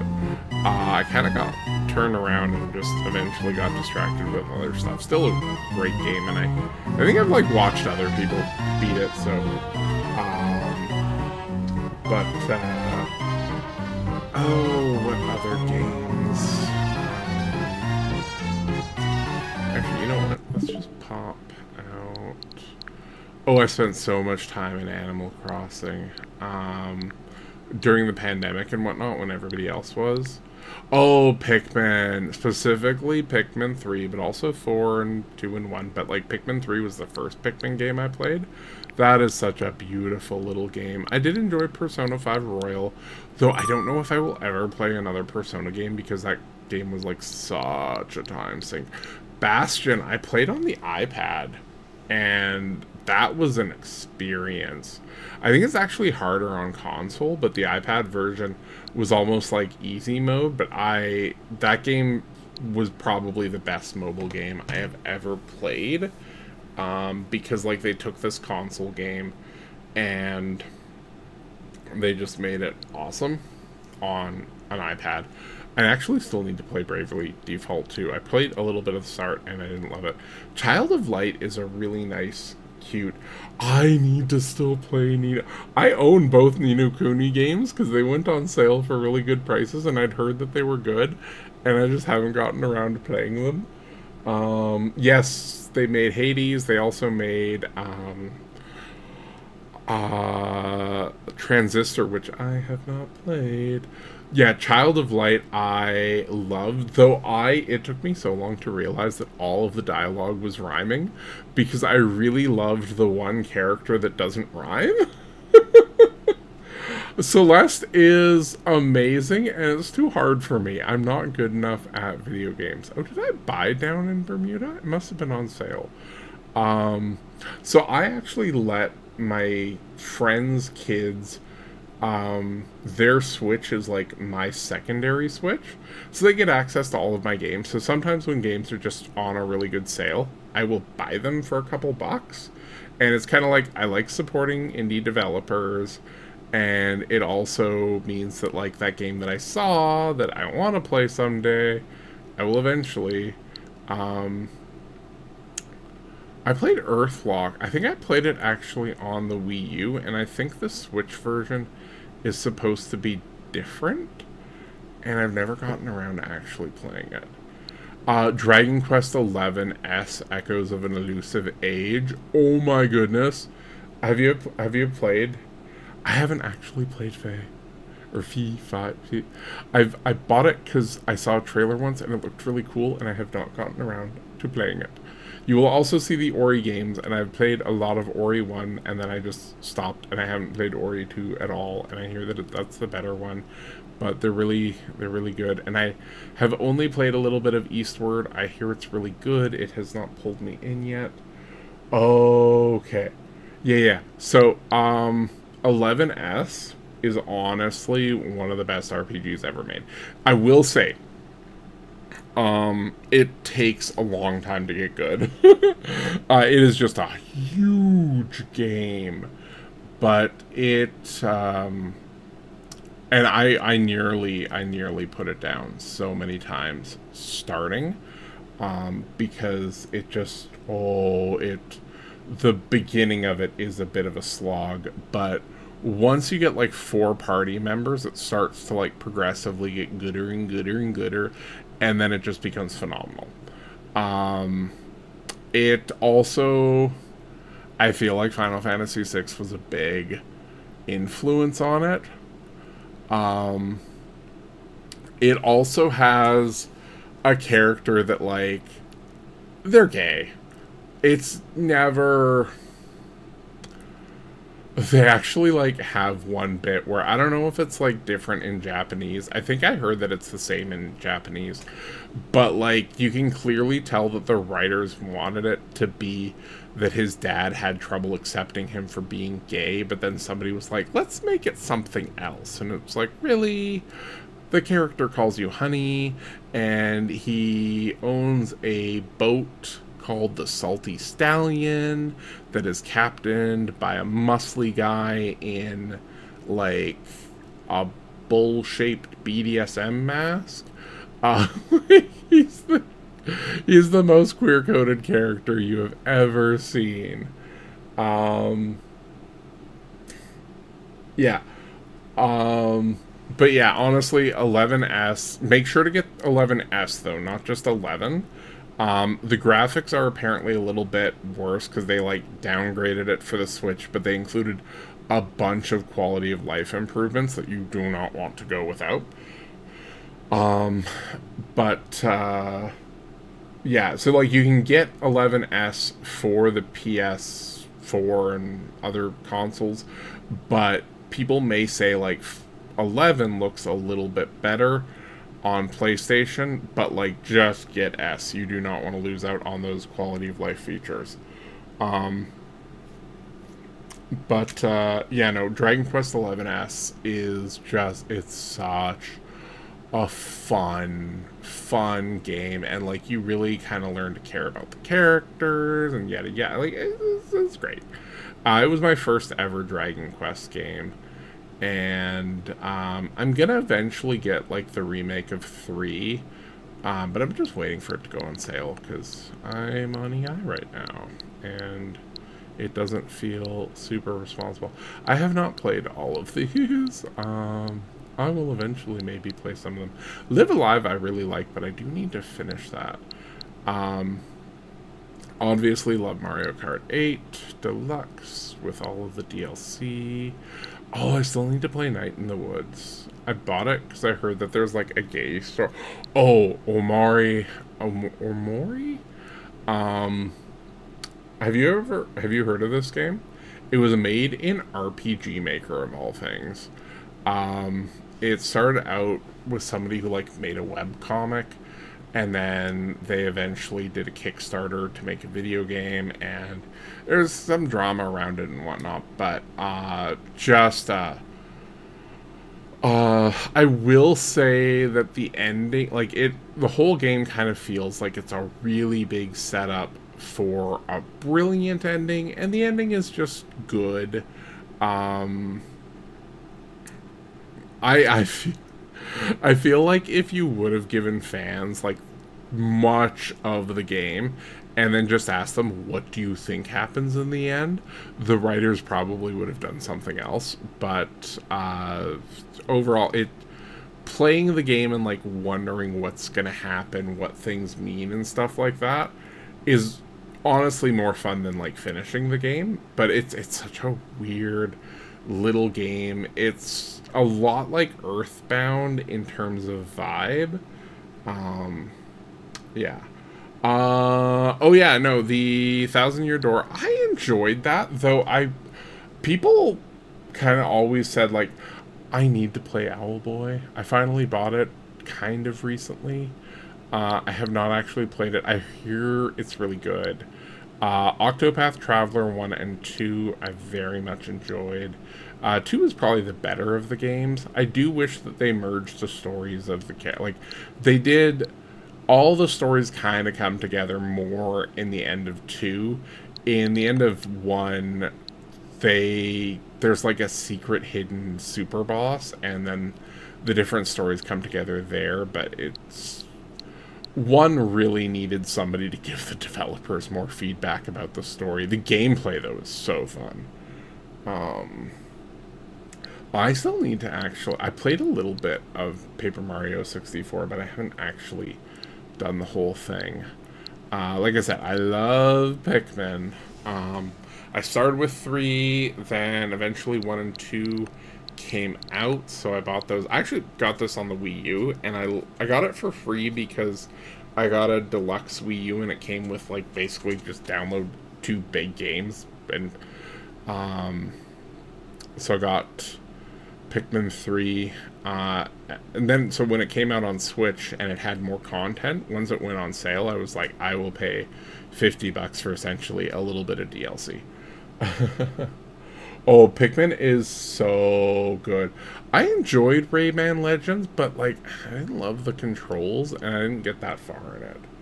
But yeah, Pikmin is great. It's basically Nintendo's take on an RTS, and it is adorable and cute and silly and a little post-apocalyptic. Um, and you got your Pokemons. Um, I still need to try. I need to play this game with someone someday. Um, I've I've looked at the pixel art for it and I love it. Oh, another big game for me in terms of like history, whatever. I loved Sonic and Knuckles, but like specifically with Sonic 3 Locked On or whatever. Yeah, I need to have friends over to, because I've seen footage of this. I enjoyed the Scott Pilgrim. I need to actually read the comics someday, but I'll probably never get around to it. But I loved the movie, and I really, if you have not seen the Scott Pilgrim, I think it's Scott Pilgrim Takes Off on Netflix. It's like an anime with the cast of the movie doing the voice acting, and it is fantastic. It is so very much not what you expect going into it. Cannot recommend that enough. Oh yeah. No, Scott Pilgrim Takes Off on Netflix. It is not just a cartoon version of Scott Pilgrim. You might think that it is, and I think they kind of build it as that, but it is not. It is its own thing, and it is wonderful and a little bit meta. But like honestly, so many shows do meta bad. Scott Pilgrim did it. I was just like blown away. I loved it. But yeah, Sonic 3 and Knuckles is like the only reason I like Sega at all. I do no, Sonic Mania is actually really good too. But I've often like bought Sonic stuff just hoping it'll be as good as 3 and Knuckles, and it never is. And I actually never owned a Genesis. I had like a neighbor who was actually a fair bit older than me, and in retrospect, my parents probably should not have let me go and spend nearly as much time at their house. Like, I would never let a kid do that now. But yeah, they were just like, yeah, if he's okay to let you go over and play video games at his place, sure, what could go wrong? But yeah, but no, 3 and Knuckles was awesome. The fact that Sonic and Knuckles didn't have a save feature because it could use the save feature of 3, it was weird, but I really enjoyed those games. Oh no, I need to actually play this one. This one I actually played, and I very much enjoyed it. It's a remake of Star Ocean, Second Story, and it's great. I got your 3. Oh, Mirror 3D World. I feel like that is a very underrated game. I feel like of the big 3D Marios, 3D World does not get nearly as much love as it should. And then also Mario Bros. Wonder is fantastic. Mario Maker 2, honestly, like, has more and better content than 1, but the UI, I'm hoping that they do like a Mario Maker 3 for the Switch 2 that has mouse support. I feel like that'll make it a lot better. Oh, Bowser's Fury was awesome. I really enjoyed that. I kind of hope that the next big 3D Mario is kind of like that, where it's like open world-ish. But I really hope that they don't just do like oceans between everything. I hope that they like just do like a really fully developed world of some kind.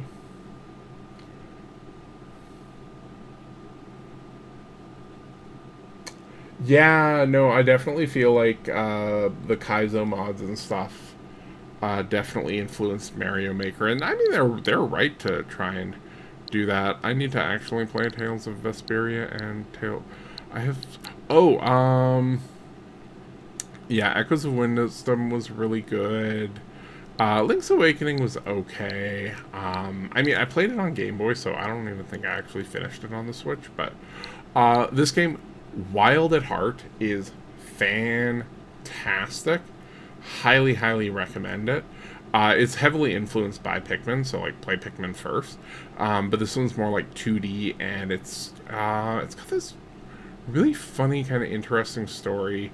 But yeah, I need to actually play Tunic, because I hear it's really good.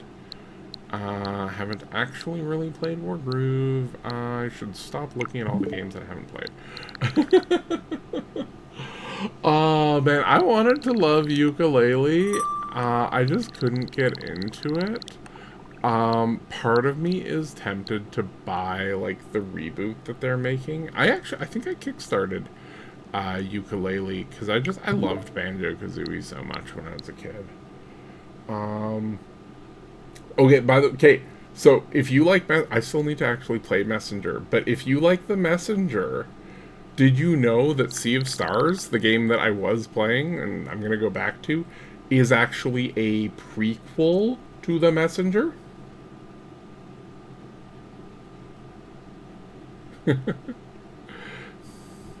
Yeah, so this game takes place... Yeah. So, Sea of Stars takes place in the past of the world of the Messenger. Apparently... like, same developer, and there's a room that you can go to in the...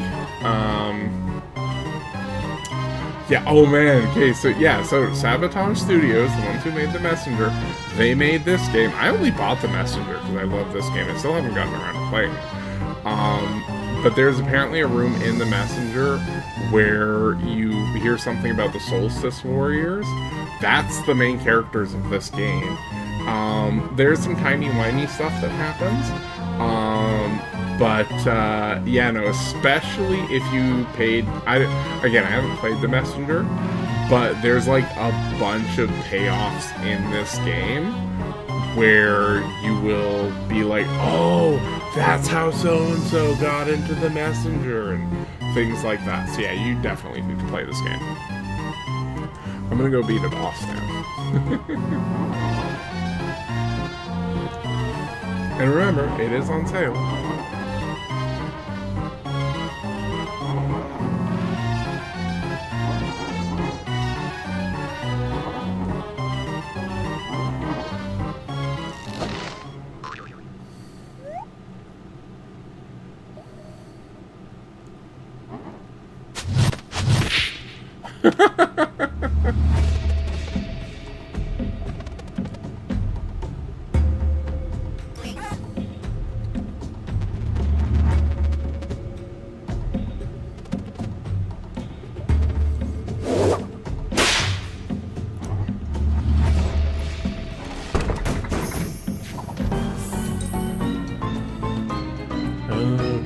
Okay, so...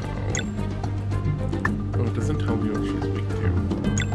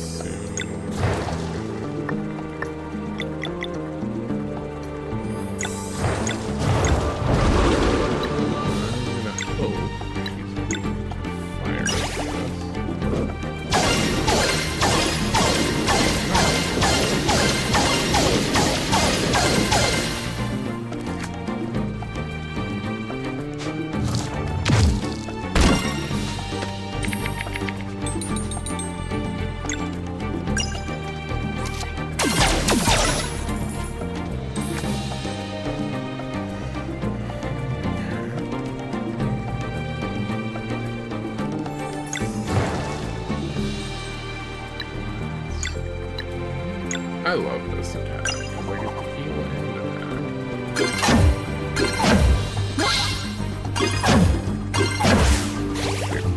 I did that bad.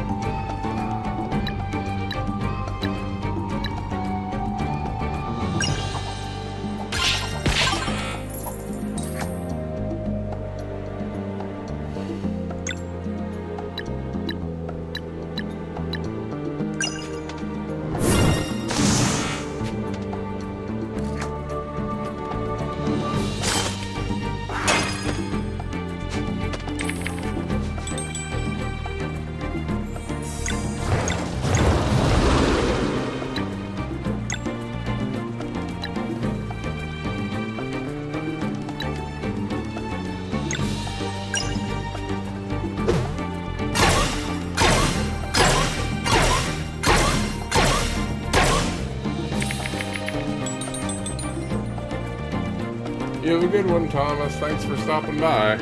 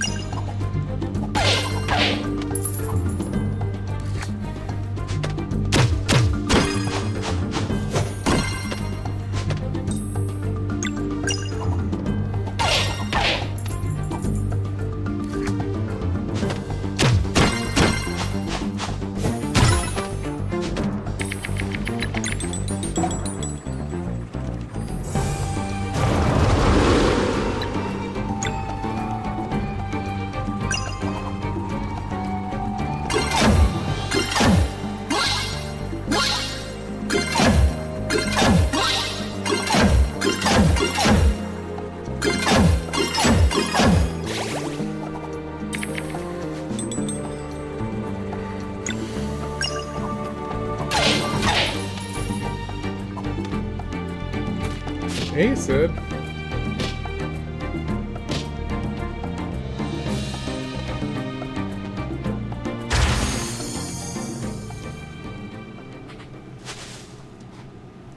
Yeah, you better run, wolf guys.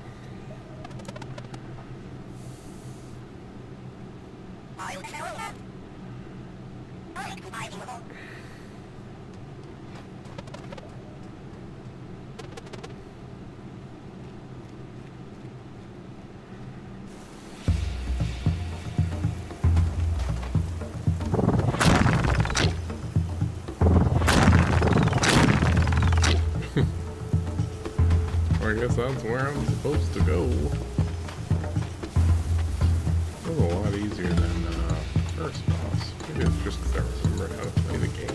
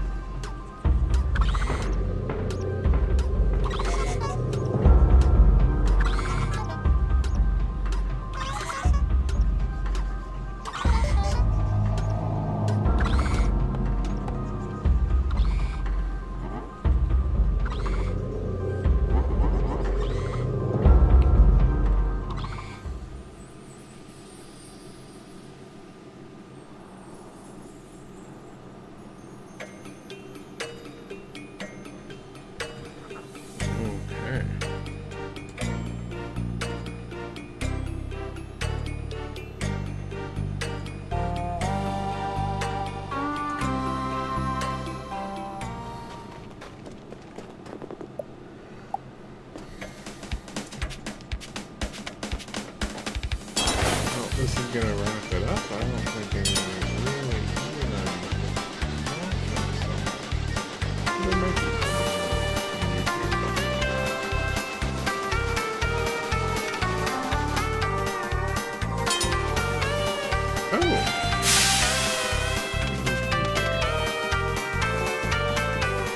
Hi, Lenny.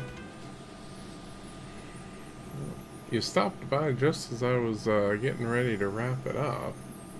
So, I don't know that I'm necessarily going to have a lot for you, but thanks for stopping by nonetheless.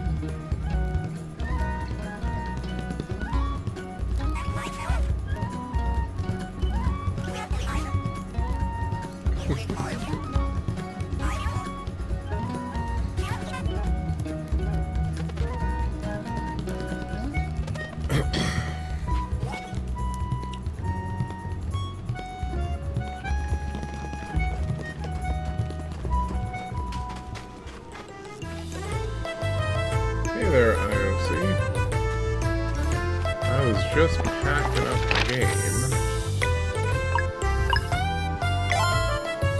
but thanks for stopping by, and the live now I think, but everyone have a great day.